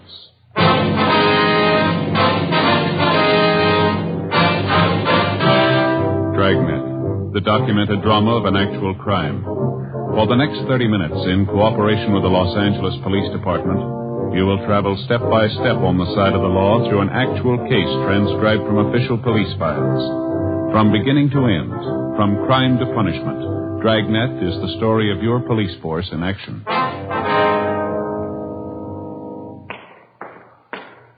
It was Tuesday, June 11th. It was mild in Los Angeles. We were working the day watch out of BIA. My partner's Ed Jacobs. The boss is Lieutenant Jesse. My name's Friday. It was 10:23 a.m. when I got to room 83, the squad room. Joe, you catch up with the lieutenant? Yeah, in a meeting. Said he'd be out about 11:30. He wants us to handle it for the time being. Oh. Well, Joe, this is Officer Blanchard. This is my partner, Joe Friday. I'm glad to know you, Friday. I think I've seen you around Central a couple of times. Yeah, sure. How are you? Well, what's this thing all about? Do you mind telling me? You worked yesterday, didn't you? Yeah, that's right. My regular beat, South Central area. Anything out of the ordinary happen while you were on duty? No, not much. Made a couple of pinches, that's about all. Pretty quiet otherwise. Did you make one of those arrests at 7928 Cortlandt Avenue? Yeah, that's right. A woman, 2 men, users. All 3 of them were booked in violation of State Narcotics Act. Any of the 3 familiar to you at all, Blanchard? I mean, had you ever seen them before the time you arrested them? No, none of them. I knew the place, though. I've been keeping an eye on it lately. One of those old-fashioned homes converted into a rooming house. Uh-huh. I've been noticing some of the people going in and out of the place. They didn't look too good to me. That's why I say I've been keeping an eye on the house. Now, what's the story on this anyway? You get a kickback on the arrest I made? Well, we'd like to have your version of it first, Blanchard. Exactly what happened. How'd you come to make the pinch? Well, I was walking my regular beat. I think it was about 3:30 yesterday afternoon. I was going along Cortlandt, the 7900 block. A woman came out of the front door and hailed me. She complained about a 507 party in the house a couple doors down the street. And that was at number 7928, the boarding house? Yeah. I checked it out. The party was going on up on the 3rd floor. I went up, found the girl and the 2 men in the room facing on the street. The girl was fixing a pop for herself when I came in. 2 caps of heroin on the table in front of her. Mm-hmm. What'd you do then? I made a grab for the 2 caps. One of the guys beat me to it. He got him, ran to the next room, and tried to flush him down the drain. He didn't quite make it, though. I got one of the caps before he could get rid of it. What'd you do then, Blanchard? Well, I sat the 3 of them down, called into the office. I checked the room over while we were waiting, found 2 more caps of heroin, usual equipment to go with it. When the radio car showed up, the 3 of them were taken downtown to narcotics squad and booked. That's all I can tell you about it. Well, during the time you were waiting there in the room, Blanchard, did you have any trouble with the suspects at all? Well, I got a lot of talk from one of the men, a fellow by the name of Evans. He's supposed to run the boarding house. Claims he didn't have anything to do with it. He didn't know the girl was a hype. You know, the usual stuff. That was the extent of it? Just talk? Sure, that's all. Why? Well, that's not the story, according to Evans. He had his lawyer bail him out last night. He was in to file charges against you. Huh? What do you mean? Assault and battery. He claims that you worked him over for no reason at all. He says you beat him up and dislocated his shoulder. Oh, he's crazy. He's lying. I didn't work him over. Well, he says he's got witnesses to prove it, Blanchard. The 2 people who were with him, the woman, the other man. He says they'll swear that's what you did. Yeah, but it's not true. They're trying to cook up a frame. I didn't touch any of them. Well, this Evans looked like he's been mussed up. Cuts and bruises all over his face. His shoulders fairly recent, too. Yeah, I know that, but I didn't do it. He was in the same shape when I found him up in that room yesterday. Matter of fact, I asked him about it. He wouldn't tell me. It's the truth, Sergeant, so help me. All 3 of them are lying. I didn't beat him up. Well, it's your word against theirs, Blanchard. The facts seem to favor Evans. I don't get this at all. 2 of those people are known hypes. They'd swear anything for a free cap. You know that. What good is their word? Maybe no good at all. It's not up to us to decide. Evans filed a complaint. It's our job to follow through. Now, you're sure about the shape Evans was in when you found him up in that room yesterday, Blanchard? He was already marked up, is that right? I'm sure he was. I told you. I asked him about it. He wouldn't answer me. But you had no way of proving that you couldn't possibly have been responsible for it. Well, it's up to him, isn't it, Evans? If he says I worked him over, let him prove it. I'm afraid he's got the jump there. 2 witnesses. Yeah, but they're lying. You must know that. They're lying. Well, now, look, you can see the position it puts us in. If you're innocent, we're going to do all we can. If you're guilty, we'll see that you get everything that's coming to you. Well, you know it as well as I do, Sergeant. I had no reason to beat him up. I didn't do it. Well, it's not up to us, Blanchard. The court will have to decide. Doesn't make sense. None of it does. There's no other way to handle it. We got 4,500 men in the department. We don't claim they're all saints. Once in a while, one of them turns bad, and all of us get a black eye. You're in a jam, Blanchard. Like anyone else, you'll get a fair trial. Well, what happens now? Do I draw suspension? Yeah, that's right. If you're cleared of the charges in court, there'll be a hearing before the Board of Rights. Am I through right now? We'll have to book you in at the main jail. Case will be presented at the DA's office tomorrow. Doesn't make sense. I had no reason to beat up Evans. No reason at all. You sure of that, are you? What do you mean? Of course I'm sure. Well, Evans claims you did have a reason, a good one. What? Well, he says you handed him a proposition. He wouldn't go for it, so you worked him over. What do you mean? What kind of a proposition? A bad kind. Huh? He says you wanted to pay off. Investigating charges against a police officer involves exactly the same procedure as cases where private citizens are concerned. Prove the suspect innocent or guilty. If Blanchard was innocent, it wasn't going to be an easy job proving it. If he hadn't beat up the complainant, George Evans, and dislocated his shoulder, it seemed the only way out would be to find the man who did. Either that or prove that the two witnesses Evans had come up with were lying. If Blanchard was guilty, if he actually had slugged and beaten Evans, we had to find sufficient evidence and we had to find a motive. 11:10 a.m., Ed and I took Officer Harry Blanchard over to the main jail where he was booked in and lodged in one of the cell blocks. Then we went upstairs to the women's jail where we interviewed one of the witnesses to the alleged beating, an Eleanor Rowland. She'd had previous arrests for vagrancy, grand theft auto, and petty theft, as well as an established reputation as a user of narcotics. She was 23 years old. Yeah, it was terrible. That cop really roughed him up, poor old Evans. Cop didn't have to treat him like that. How long have you known George Evans, Miss Rowland? You old friends? No, I wouldn't say that. I met him a couple weeks ago when I came down from north. San Francisco? Portland. I was visiting up there. I'm a Portland girl originally. Well, how about this other man you were with at the time Officer Blanchard picked you up, this Ray Sherman? He an old friend? Buster? Yeah, I've known him for a few years. Does he know Evans very well? Yeah, I guess you could say that. Ray's had a room at the boarding house a couple of years. I guess he's good friends with Evans. Say, can I ask you something? Yes, ma'am. You ever work narcotics up in Portland? No, ma'am, never have. Face is familiar. Could have sworn I met you in Portland. Do you want to run over that story again for us, Miss Rowland, about what happened yesterday? Not much to say, just same as I told you. You usually stay at Evans' rooming house when you're in town, do you? No, it's only the second time I was there. How about George Evans? Was he there at the time? No, not first. Me and Buster had a pop, and then we sat around and talked. Evans came in a little later. 3 of us talked. Told me and Buster not to bring any more junk in the house. He didn't want to get into trouble. Didn't speak of the devil, a cop walked in. What happened then? Buster grabbed 2 caps off the table, tried to get rid of them. He only got rid of one, though. The cop got the other one. Well, how'd the argument start? You remember that? Between Evans and the officer, I mean. Well, I was a little high at the time. I don't remember it word for word. Evans said he didn't have anything to do with it, but the cop kept pressing him. He told Evans he'd forget about it if Evans would pay him off.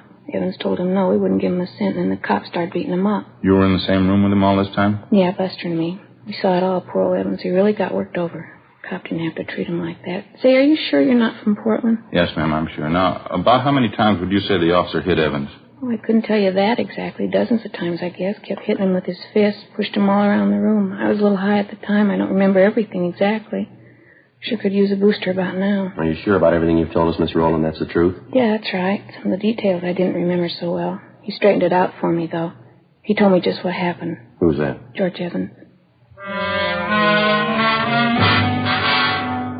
11:50 a.m. Ed and I continued questioning Eleanor Rowland. The more we talked to her, the more we were convinced that at the time of the alleged beating, she was under a heavy dose of narcotics, and that for the most part, she picked up her version of the story from the alleged victim, George Evans. We went down to the second floor of the main jail to one of the interview rooms where we talked to the second witness, Ray Sherman, alias Tom Raymond, alias Buster Raymond. He also had a long record as a user of narcotics. He gave the same general version of the incident as the Rowland girl did, but despite the girl's story, he claimed he was not under the influence of narcotics at the time Officer Blanchard entered the room and made the arrest. Besides that, there were other discrepancies. 1:05 p.m., we had some lunch at the Federal Cafe, and then we drove out to interview the complainant in the case, George Evans. After checking at his rooming house, we finally located him in a neighborhood bowling alley. He was sitting at a bar adjoining the actual playing area, drinking a bottle of beer. Parts of his face and neck were bandaged, and his left shoulder was in a cast. He appeared friendly and cooperative. I kept telling the cop I didn't have any money, told him I wouldn't give him a payoff even if I did. So he started working you over, that right, Evans? Yes, that's right. I don't have anything against cops normally, but this guy, that's something else. How do you ever get on the force anyway? Had you ever had any contact with Officer Blanchard before yesterday, Evans? Yes, I did, twice before. He came to the house, accused me of running a hideout for thieves, junkies. Tried to get me to pay him off then, too. I wouldn't do it. That's, when was that, Evans? About 6-8 months ago. Yeah, at least that. Well, how is it you didn't report Blanchard then?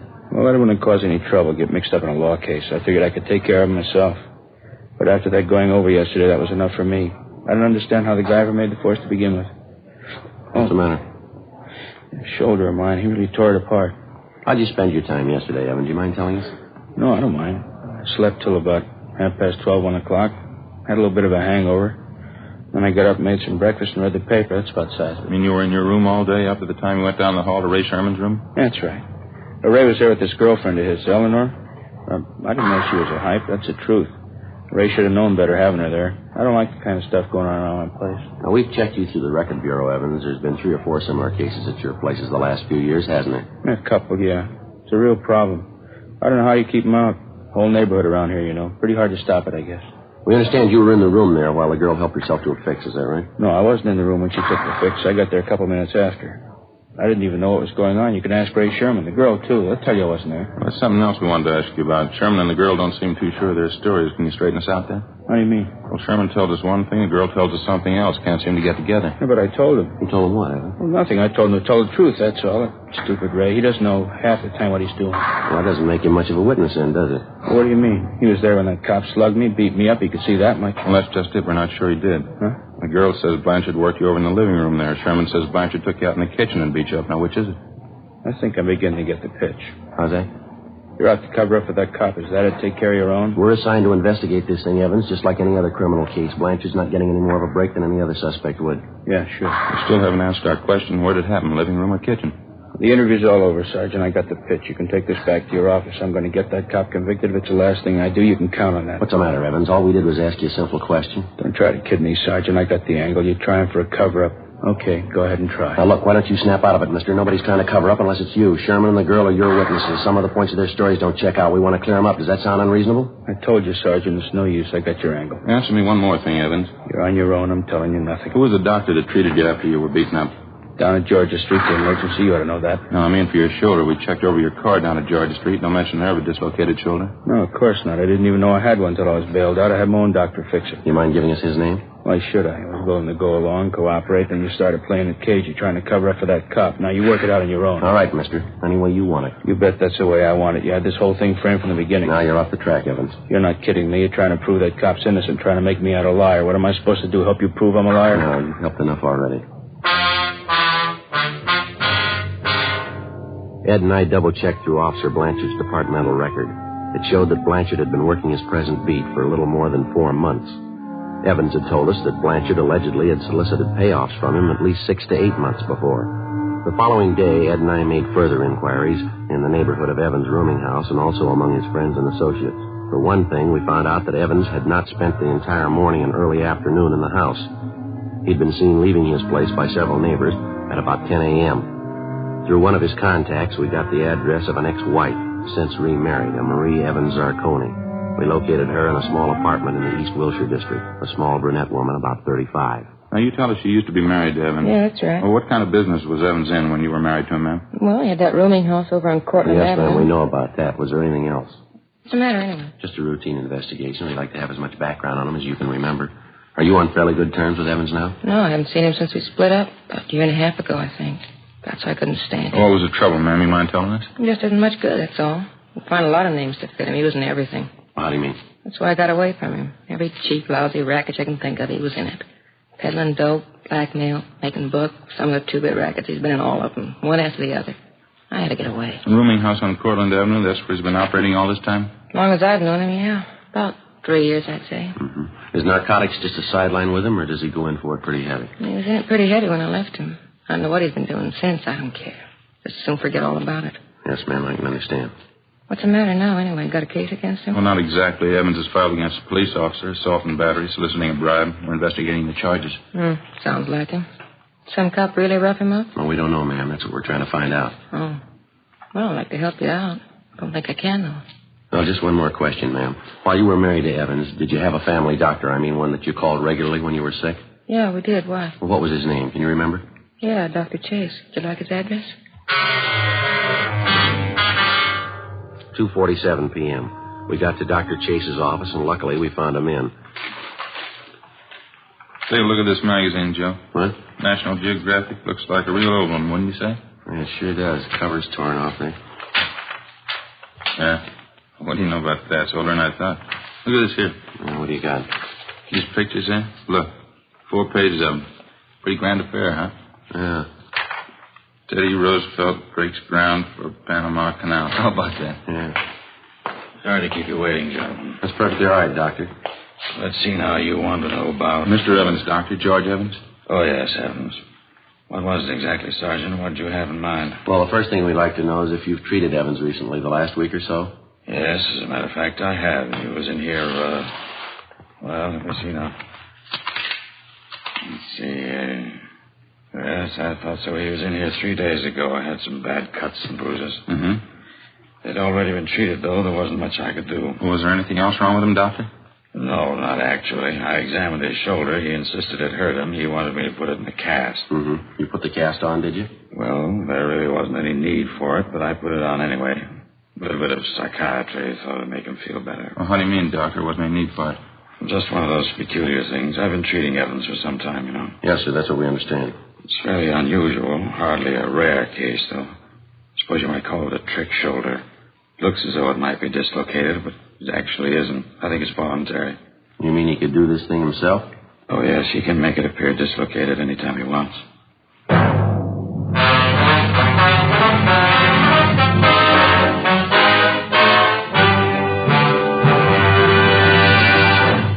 You are listening to Dragnet, authentic stories of your police force in action. Fatima, America's first largest-selling blended cigarette. Now, best of all, king-size cigarettes. Prove it yourself today. Compare Fatima with any other king-size cigarette. 1. Fatima's length filters the smoke 85 millimeters for your protection. 2. Fatima's length cools the smoke for your protection. 3. Fatima's length gives you those extra puffs, 21% longer than standard cigarette size. And you get an extra mild and soothing smoke, plus the added protection of Fatima quality. Friends, in Fatima, the difference is quality. Fatima contains the finest domestic and Turkish tobaccos superbly blended. And Fatima is extra mild, with a much different, much better flavor and aroma.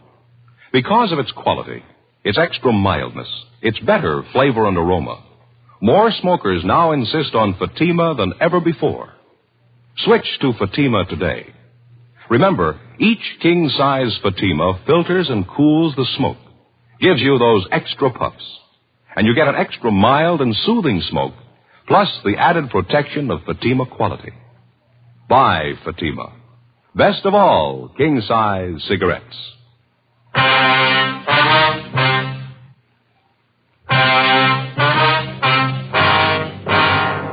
Saturday, June 15th, 10 a.m. The investigation continued. Meantime, the newspapers were still making front-page material out of the story. One of the morning banner lines read, "Cop slugs cripples citizen to get payoff," and another one, "Police brutality rouses entire city." Our investigation went on. Early Saturday afternoon, Ed and I succeeded in locating a former friend of Evans who told us that he'd seen him downtown the morning of the day on which the alleged beating had taken place. The same time Evans had told us he was in bed nursing a hangover. The former friend, a Fred Werner, said Evans was in the company of 2 known gamblers, Carl Sweetser and Stanley Parrish. He told us that he'd spotted the 3 of them together at about 11:45 a.m. We questioned Sweetser and Parrish, but they refused to tell us anything. They admitted that they were acquainted with Evans, but they knew nothing about the beating he'd received. We continued making the rounds. 5:30 p.m. We dropped to the main jail and questioned Evans' 2 witnesses again, Ray Sherman and Eleanor Rowland. We got the same stories as before. 6:18 p.m. We got back to the city hall. Long stretch, huh? Sure be glad to get home. Yeah, not a bad day, though. We had fair luck, didn't we? I suppose so. It could always be better. Sure like to get the straight story one way or the other. You want to check the book, Ed, see if we got anything? Yeah, okay. No, not much, Joe. Call from a Tom Donnelly, you know him? Donnelly? No, that doesn't sound too familiar to me. I got it. Personnel Jacobs. How's that? I'm afraid he's gone for the night. Yeah, huh? No, I'm sorry. I wouldn't know. All right, thank you. There's another message here for us, Joe, in the book. Yeah? From Blanchard's wife again. I'm getting to feel pretty silly about it, telling her the same thing night after night. Why don't you call her tonight? Well, you've been doing all right. Why give up now? Personnel, Friday. Yeah. What was that? Mm-hmm. Your name? Yeah, okay. 10 o'clock tonight? All right, that's fine. That's so. Sure. Yeah, we'll meet you. Okay. 10 o'clock. Yeah, fine. Bye. Sounds pretty good. Who was it? Guy by the name of Martin Kimbrough says he knows George Evans. He wants to talk to us tonight. What's the pitch? I don't know. Might be straight, might not. What'd he say? About Evans being worked over. He claims he knows all about it. Yeah? He says Blanchard couldn't possibly have done it. 7:05 p.m. We went over to Frank Tang's place, had some dinner, and then we drove out to interview the man who'd identified himself on the phone as Martin Kimbrough. We located him at the designated meeting place, a small bar just off Beverly Boulevard and Normandy Avenue. Kimbrough was a small man, slight build, middle-aged. He seemed less sure of himself than he did on the phone. He said that he knew George Evans fairly well and that up until 6 months before he'd been on good terms with him. He didn't go into details, but he gave us the general idea that Evans had cheated him on some business deal the two of them had been engaged in. We asked Kimbrough about the beating Evans had taken. He said it was common knowledge among the people he traveled with that gamblers Carl Sweetser and Stanley Parrish were responsible for beating up Evans. He'd welched on a gambling debt, and the two of them had been after him for months to pay off. He also said he knew a close friend of the two gamblers who told him that in private, Carl Sweetser openly boasted of beating up Evans. According to Kimbrough, the beating had taken place about 1 p.m. the Monday before, the same day Officer Blanchard allegedly had given him the beating.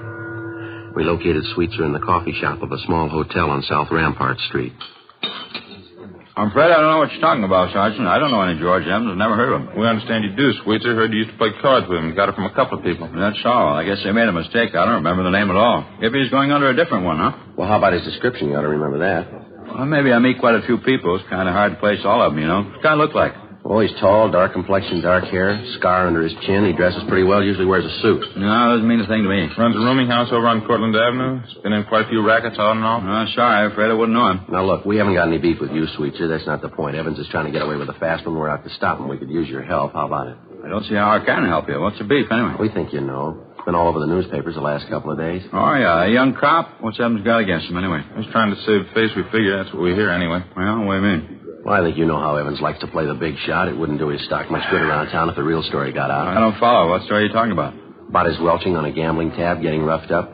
If he says a cop did it, makes him look a lot better, doesn't it? He comes out of it pretty clean that way, doesn't he? Here, pass us all, huh? Yeah, sure. Why don't you guys have some coffee? I hate to eat alone. Okay, as soon as the waitress comes around. Yeah. Oh, what else you hear about this Evans? Pretty bad boy, that, right? Bad enough. He's got a fast mouth, telling quite a few stories around the neighborhood. That's so.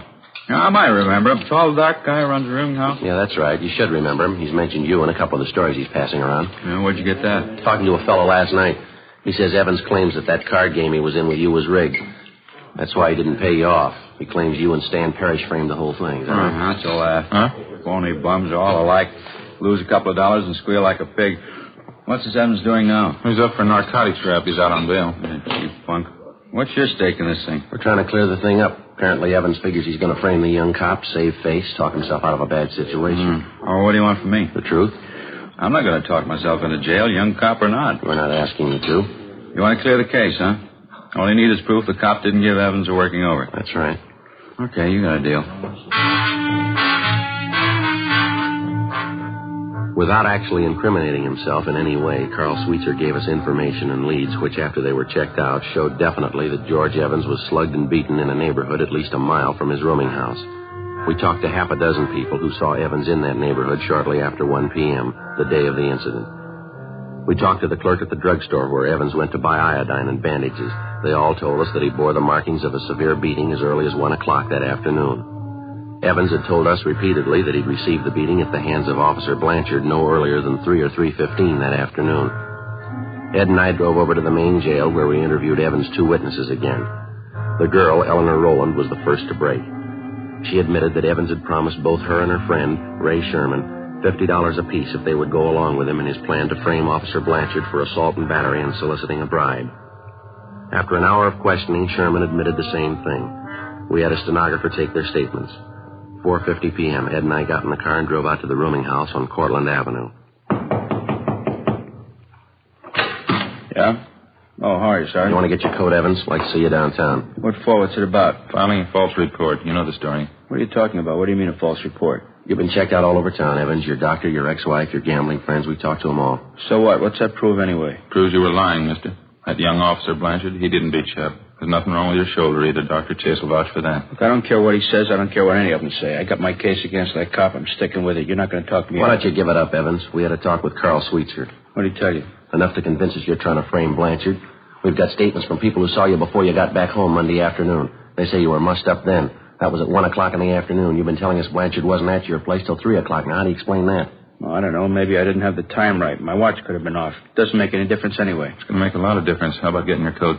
I'm going to call my lawyer first. That isn't going to do much good. We've got statements from your two witnesses, Ray Sherman and the girl. They've admitted the whole thing. Now, you haven't got much of a case left. I don't care what they say. They're lying. Both of them, they're lying. You ought to know, mister. What? You taught them how.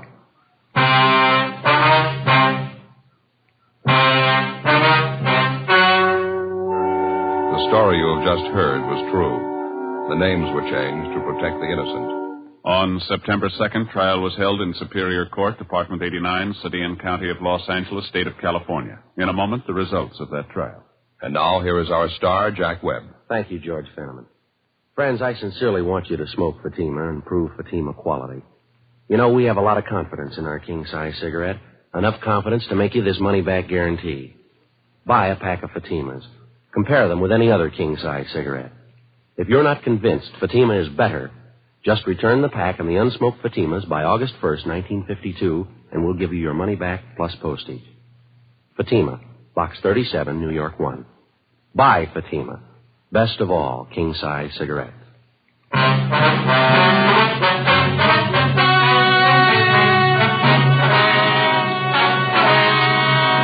A complaint was received on George Evans from the city attorney's office for violation of Section 5243 Municipal Code, filing a false report to the police department, a misdemeanor. He received a sentence of 30 days in the county jail. Ray Sherman was tried and found guilty of Section 11,500 Health and Safety Code, possession of narcotics. He was sentenced to 1 year in the county jail and 3 years probation. Eleanor Rowland was filed on as a bag addict, Section 11,721 Health and Safety Code. She was sentenced to 60 days in the county jail. Officer Harry Blanchard was cleared of the charges pending against him and was reinstated with back pay.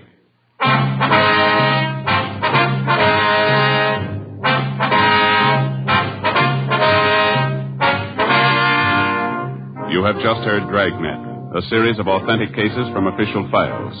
Technical advice comes from the Office of Chief of Police W.H. Parker, Los Angeles Police Department. Technical advisors Captain Jack Donahoe, Sergeant Marty Wynn, and Sergeant Vance Brasher. Heard tonight were Barney Phillips and Whit Connor. Script by Jim Moser. Music by Walter Schumann. Hal Gibney speaking. Fatima Cigarettes, best of all king-size cigarettes, has brought you Dragnet, transcribed from Los Angeles.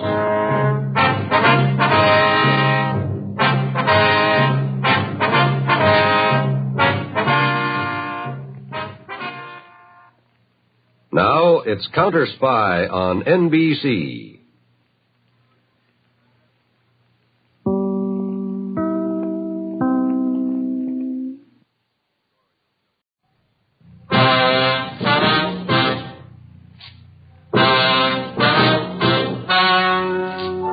The story you are about to hear is true. The names have been changed to protect the innocent. Fatima Cigarettes, best of all king-size cigarettes, brings you Dragnet on both radio and television.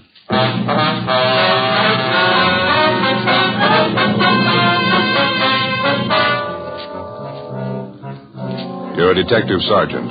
You're assigned a homicide detail. You receive a complaint about the owner of an apartment building. He signs leases for the apartments, and he threatens to kill the tenants if they move in. Your job? Investigate. Comparison proves Fatima quality. Yes, comparison proves Fatima quality. Compare Fatima with any other king-size cigarette. 1. Fatima's length filters the smoke 85 millimeters for your protection. 2. Fatima's length cools the smoke for your protection. 3. Fatima's length gives you those extra puffs. 21% longer than standard cigarette size. And you get an extra mild and soothing smoke, plus the added protection of Fatima quality. Definitely the best quality in its class, but the same price as the cigarette you are now smoking. In Fatima, the difference is quality. Buy Fatima in the bright, sunny yellow pack. Best of all, king-size cigarettes.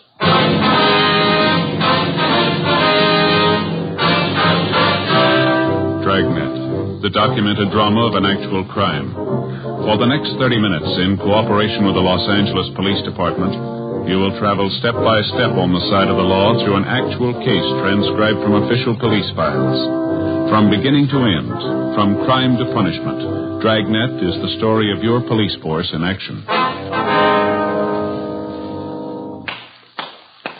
It was Wednesday, May 9th. It was hot in Los Angeles. We were working the night watch out of homicide detail. My partner's Ed Jacobs. The boss is Captain Lorman. My name's Friday. It was 6:47 p.m. when I got back to the Capitol Avenue Auto Court.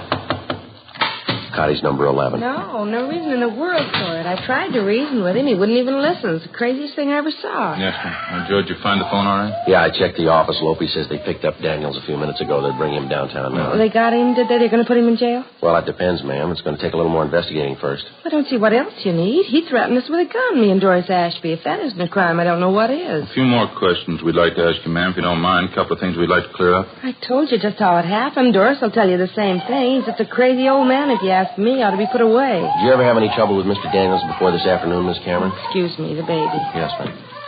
What is it now, honey? Can't you sleep? You try now, won't you? Daddy will be home pretty soon. That's a good boy. You try and sleep now. Miss Cameron? Yes. Oh, you be quiet now. I don't want any trouble from you. You heard me. Be quiet now. You got your hands full, ma'am. Don't I know it? A canary, a 4-month-old baby trying to keep house in an auto court. If I knew it was going to be like this, I never would have left Paso Robles. You've only been in town a week or so, is that right? It's closer to 2 weeks. Seems more like 2 months trying to get along in a place like this. A room and a bath, no place to cook, rinse out diapers. It's terrible. I told my husband he should come down here alone, find us a place to live first. Then we could move. No, he had to have it his way. Mm-hmm. You say your husband made the first contact with Daniels. He gave him a deposit on this apartment, is that right? Yeah, that's right. The same day he started work at the aircraft plant in the valley. We've been living in Paso Robles since we got married. A month ago, Pete, that's my husband, he got a lead on this aircraft job down here. Him and Ralph came down and signed up for it. Ralph, who's that, ma'am? Ralph Ashby. He's Doris's husband. Doris Ashby. She's my best girlfriend. We were neighbors up in Paso Robles. Oh, I see. They're not doing much better than we are right now. They're staying in another court up the street. Same thing, room and a bath. Doris is expecting, too, poor kid. Did you hear me? You be quiet now. You want to wake up the baby? About the arrangements your husband made with Daniels to lease this apartment, Miss Cameron, when was all this? A week ago Monday, the day after I moved down here. My husband and Ralph Ashby saw the rental ad in the paper, and they went over and talked to Daniels. He said, all right. He had an apartment for the Ashbys and one for us. Nice places, too. I see. Ralph and my husband signed the leases, gave him the first and last month's rent in advance. It was all decided. Well, how is it you couldn't move in right away, Miss Cameron? Well, he said he was having the apartment house redecorated. Daniels did, I mean. He told Ralph and my husband the apartments would probably be ready for us on the 8th. That was yesterday. He said the 9th for sure, and that's today. And you tried to move in this afternoon, and Daniels refused to let you in. Is that it? I had the movers get all our things out of storage and move them out to the apartment. So did my girlfriend, Doris. The movers were just starting to get our furniture out of the van and move it into the apartment when Mr. Daniels showed up. He acted like a crazy man. Well, did he give you any reasons why you couldn't move in? He tried to give us a lot of reasons. None of them made any sense. You could ask Doris. She'll tell you. She was there with me. Well, what did Daniels say, now, just for instance? He said a lot of things. First, he told us there was no water in the apartments. It hadn't been turned on yet. He said the gas wasn't turned on either. Well, I knew that was a lie. I was in the apartment late in the morning. Everything was fine. The gas was working, so was the water. I see. When I caught him in that lie, he got madder than ever, made some more excuses. Then he started yelling and swearing at me right there on the sidewalk. Said the apartment just wasn't ready yet. I told him to go climb a tree. We signed the lease. We paid the rent. We were moving in anyway. Told the movers to go ahead, take in the furniture. Well, what did Daniel say then? Nothing. He just got real purple in the face, and he put his hand in his coat pocket, and he took out a gun, pointed it at me and Doris, and I had the baby in my arms. Imagine that. He actually told you he'd shoot you if you tried to move in the apartment, is that right? Oh, in so many words, yes, he did. He threatened the moving men, too. They tried to talk to him. He wouldn't listen. We all tried to talk to him. He didn't make any sense at all. I wasn't going to take any chances with the baby in my arms. Doris and I got in the car and drove away. So did the movers. They left with us.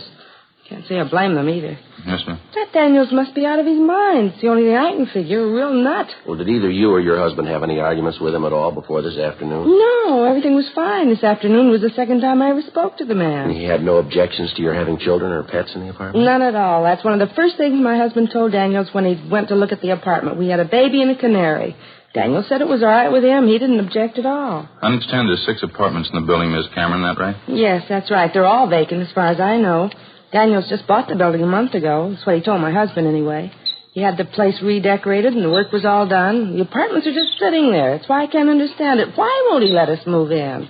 Yes, ma'am. We paid our money, signed the lease.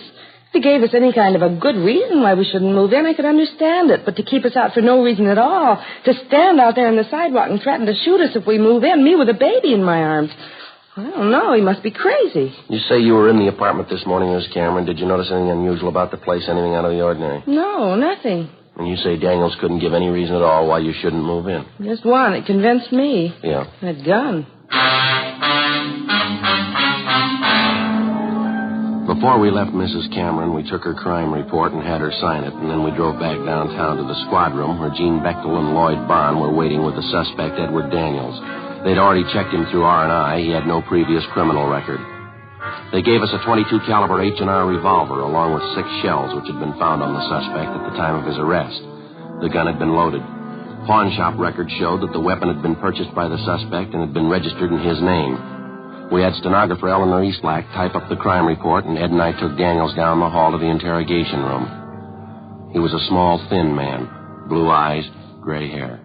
Don't know what all the fuss is about. I own the building. I can keep people out if I want to. Well, we saw the lease you signed with the Camerons. The other couple, too, they paid their rent. Why the sudden change of heart? I don't think that's any of your business. It's a matter between me and the tenant. It's our business when you threaten him with a gun, Daniels. Assault with a deadly weapon, that's a felony.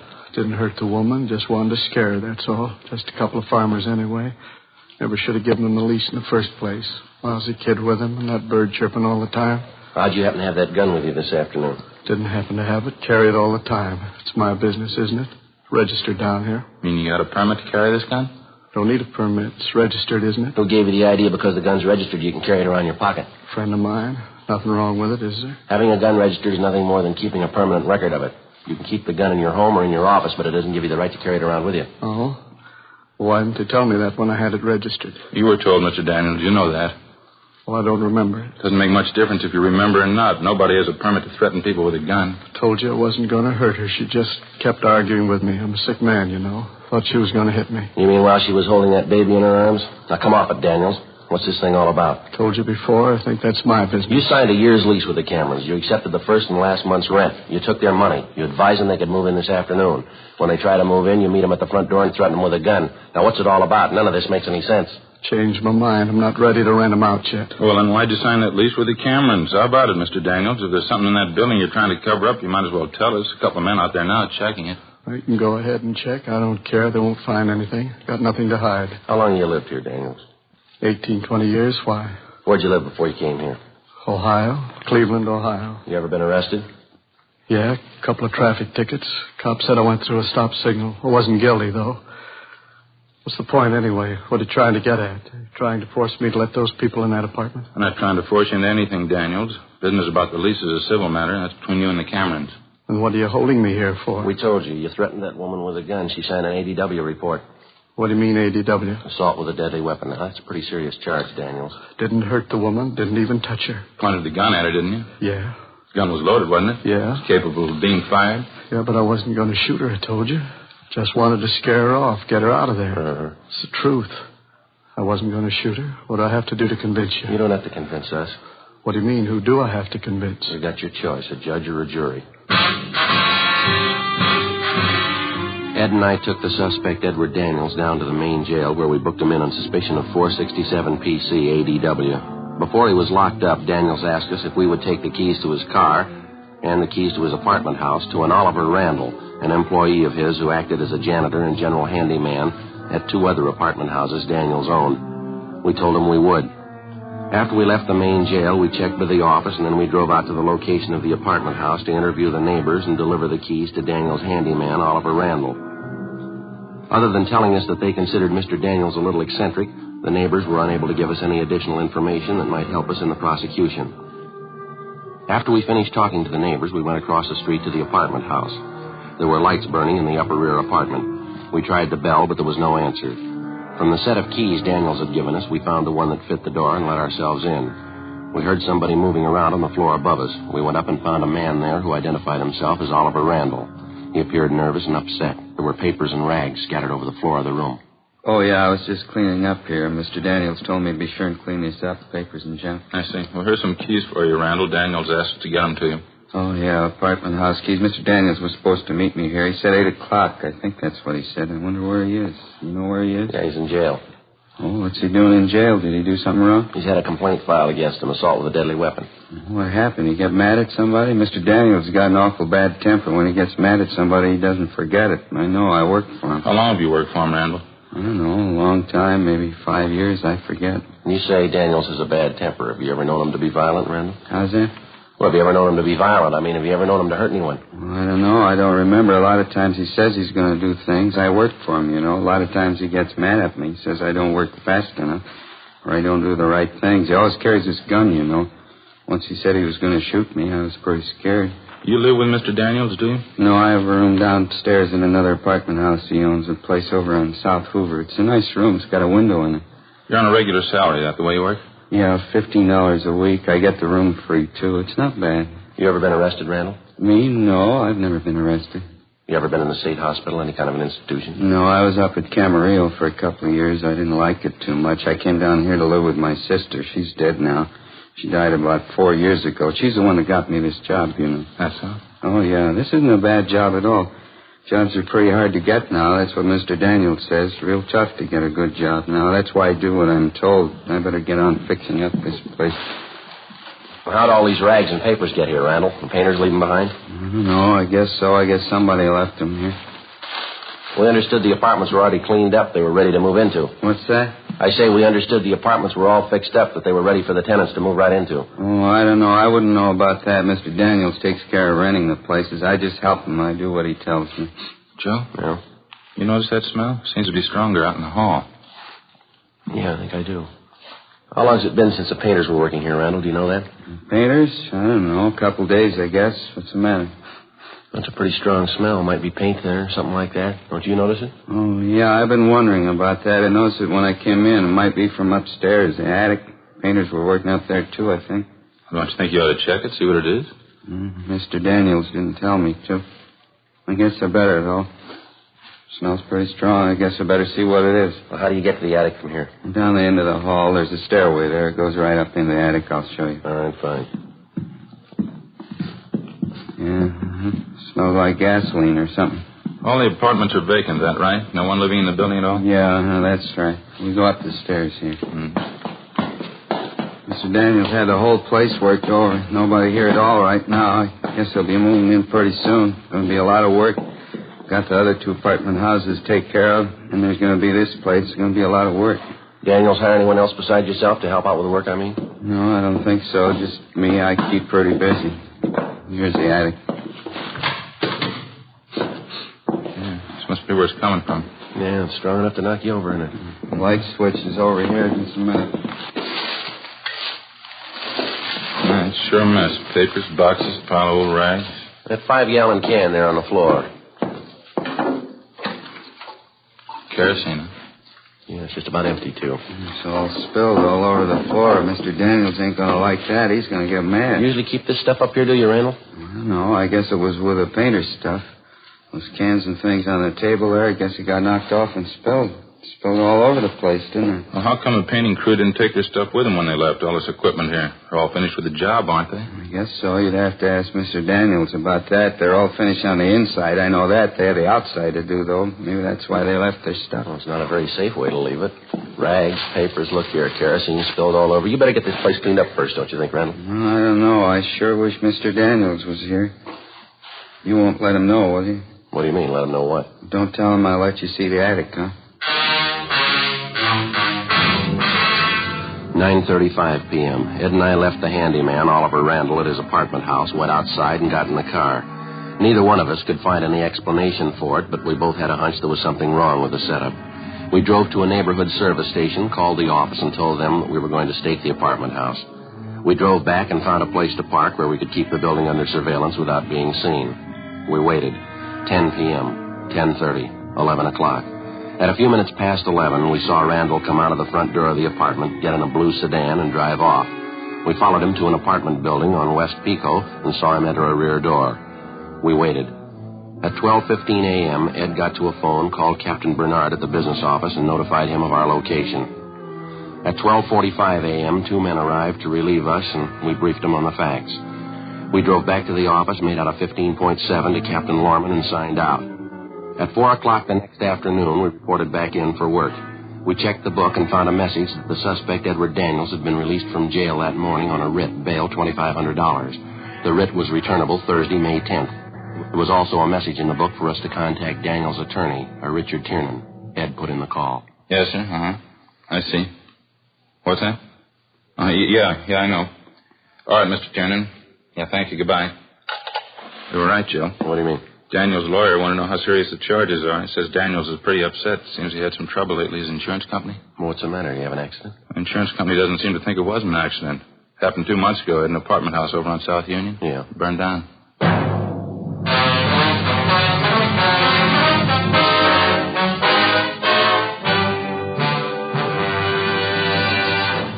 You are listening to Dragnet. Authentic stories of your police force in action. Fatima, America's first largest-selling blended cigarette. Now, best of all, king-size cigarettes. Prove it yourself today. Compare Fatima with any other king-size cigarette. 1. Fatima's length filters the smoke 85 millimeters for your protection. 2. Fatima's length cools the smoke for your protection. 3.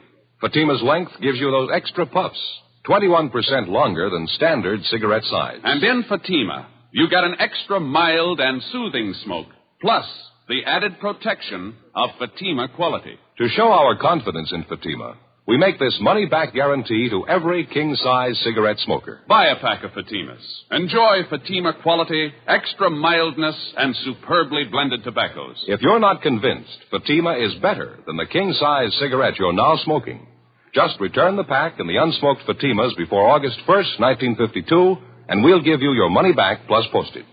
Fatima, Box 37, New York 1. Remember, because of its quality, its extra mildness, its better flavor and aroma, more smokers now insist on Fatima than ever before. Insist on the best. Fatima, extra mild and soothing, plus the added protection of Fatima quality. Smoke Fatima. Best of all, king-size cigarettes.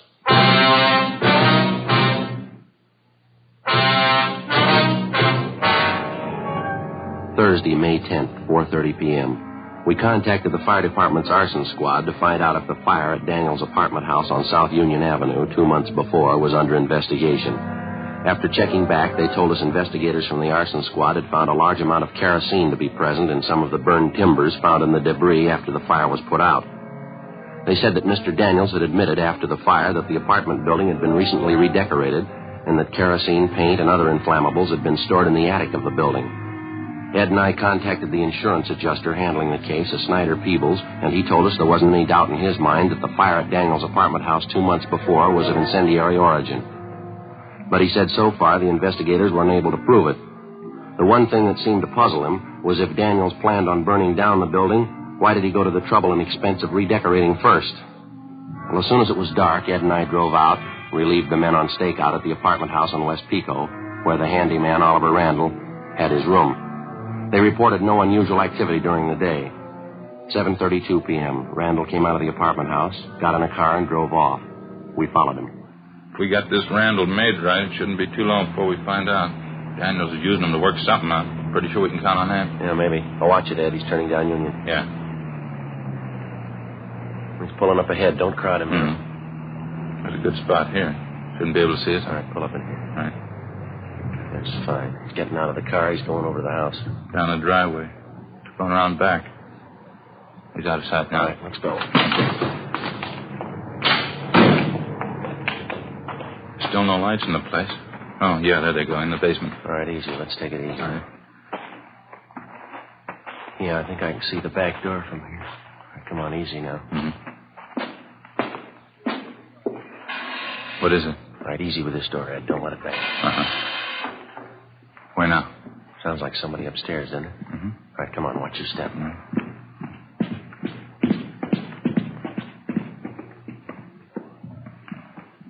Come on, next floor up. Yeah.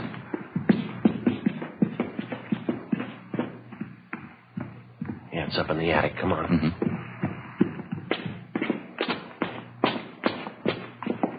All right, come on. Uh-huh. Through this door. Back in the corner, Ed. I see him. All right, hold it, you. What's the matter? There's a fire right over in the corner. I'll get it. Hold on to him. Right. Well, don't put it out. You need any help, Joe? You getting it all right? No, I'm getting it all right. Just a minute. There, I got it. Okay. You want to get the lights? I got it. All right, Randall, what's the story? He told me to do it. He told me to come back tonight and burn the whole place down. Who told you? He said, Ollie, you go back to the place, to the attic, light a match, that's all, and then get out. Mr. Daniels, that's just what he said. Daniels told you to do this? He told me just light a fire and nobody'd know. He said there wasn't going to be any trouble. No trouble at all. Well, it gives you the edge, doesn't it? No trouble, he said. Yeah, well, next time you see him, you can call him a liar. 8:50 p.m. After making sure that the place was secure and that there was no danger of fire from the recent arson attempt, Ed and I took the suspect, Oliver Randall, outside and put him in the car where we questioned him. He made no attempt to disguise the fact that he had been directed by his regular employer, Edward Daniels, to commit arson by setting fire to the attic of the apartment house. In addition, he told us that Daniels had threatened him with bodily harm if he refused to obey the order and set fire to the building. He had this gun, you know, Mr. Daniels did. He always had it with him. I was scared of it, I don't mind telling you. Uh-huh. Well, he threatened to kill you if you didn't do what he wanted, that it? Yeah, I guess so. He used to get mad a lot of the time, and he had this gun. He always had the gun. He'd get mad at me and tell me he was going to shoot me. I'm afraid of guns. How about the fire at the other apartment house, Ollie, the one over on South Union Avenue? Yeah, that was a big fire. Did you start that one? Daniels told me there was nobody living there. He said nobody'd get hurt. Nobody did get hurt, did they? Did you start the fire? Yeah, I guess so. I guess I did. Mr. Daniels tell you to do it? He said it was his building. He owned it. He could do anything with it he wanted to. I didn't want to do it. He told me I'd have to. He said he'd hurt me with that gun. And he said he'd fire me, too. I didn't want to lose my job. You knew you were doing wrong, didn't you, Ollie? Well, I guess I did, yeah. What could I do, though? I didn't want to lose my job. Good jobs aren't too easy to get nowadays. You know that. Where's Mr. Daniels now, do you know? You're not going to tell him what I told you, are you? He said not to say anything about it. He said nobody'd believe me anyway. Nobody. He said he'd tell everybody I was a liar. Said they'd believe him before they'd believe me. Well, where's Daniels now? If I tell you, you won't let him hurt me, will you? No, we won't let him hurt you. You're going to have to help us out, though. What do you want me to do? I'd like to find out where Daniels is first. He's in a movie over on Pico by his house. He's waiting for me. You mean he's waiting for you in the show? See, in the center section, 10 rows from the back. He's waiting for me now. Well, how's it you're supposed to meet him there? I don't know. He said if anybody wanted to know where we were tonight, this would prove we didn't start the fire. We were at the show. I was supposed to start the fire and then go to the show and meet him, 10 rows from the back, the center section. You want to show us where this movie is, Ollie? Yeah, okay. Mr. Daniels won't tell you anything. No, he's going to be mad. He won't tell you anything. Well, that's where we need your help, Ollie. What do you mean? We'll let him tell you. 9:44 p.m. Ed and I, along with the suspect, Oliver Randall, drove to the movie house on West Pico. On the way, we explained to Randall what he was supposed to do.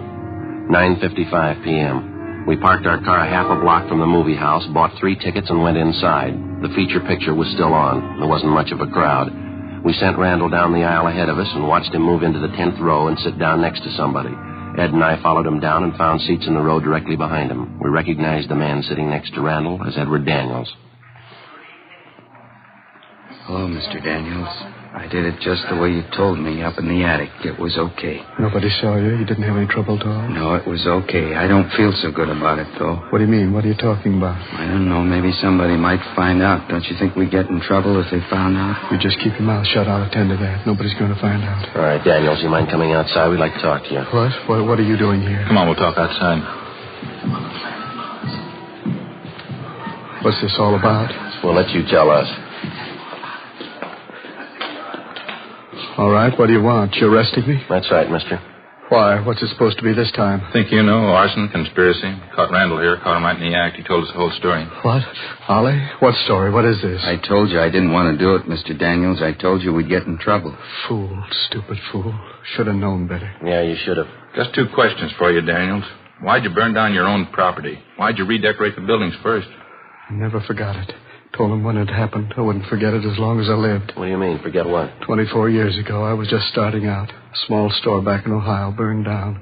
Real fire. Lousy insurance company that wouldn't believe me. Had to sue. Lost the whole thing. Had to start all over again. I told him I'd never forget it. Told him I'd make him pay. And you've been nursing this grudge for 24 years? Why not? Why shouldn't I? I lost everything I had. Well, why'd you redecorate the apartment houses if you planned to burn them down? Simple. Gave me a good excuse. I could have all those things stored in the buildings. Paint, kerosene. Besides, you'd think I'd burn down the building right after I got done redecorating. Not a bad idea. Worked pretty good, didn't it? Yeah, you're going to jail. You figure.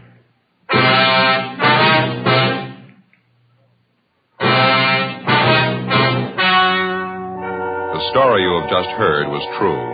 The names were changed to protect the innocent. On August 18th, trial was held in Superior Court, Department 86, City and County of Los Angeles, State of California. In a moment, the results of that trial. And now, here is our star, Jack Webb. Thank you, George Fenneman. Friends, comparisons are often very helpful in modern police work. Now, for instance, a suspect may be identified by comparing his M.O., or method of operation, with the known facts of a case. Comparisons are important to you in choosing your king-size cigarette. Compare Fatima for quality. You'll find Fatima's length filters the smoke 85 millimeters for your protection. Cools the smoke for your protection. Fatima's length gives you those extra puffs, 21% longer than standard cigarette size. And you get an extra mild and soothing smoke, plus the added protection of Fatima quality. Buy Fatima. I'm convinced that you'll agree Fatima is the best of all king-size cigarettes.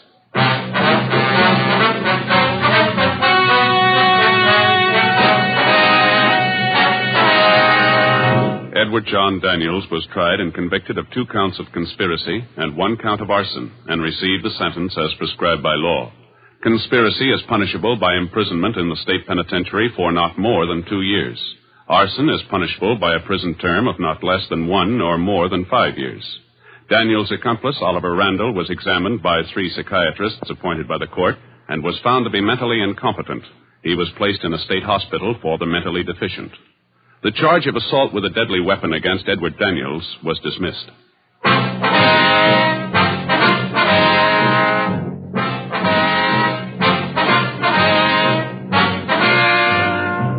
You have just heard Dragnet, a series of authentic cases from official files. Technical advice comes from the Office of Chief of Police W.H. Parker, Los Angeles Police Department. Technical advisors, Captain Jack Donahoe, Sergeant Marty Wynn, Sergeant Vance Brasher. Heard tonight were Barney Phillips and Vic Perrin. Script by Jim Moser. Music by Walter Schumann. Hal Gibney speaking. Fatima Cigarettes, best of all king-size cigarettes, has brought you Dragnet, transcribed from Los Angeles.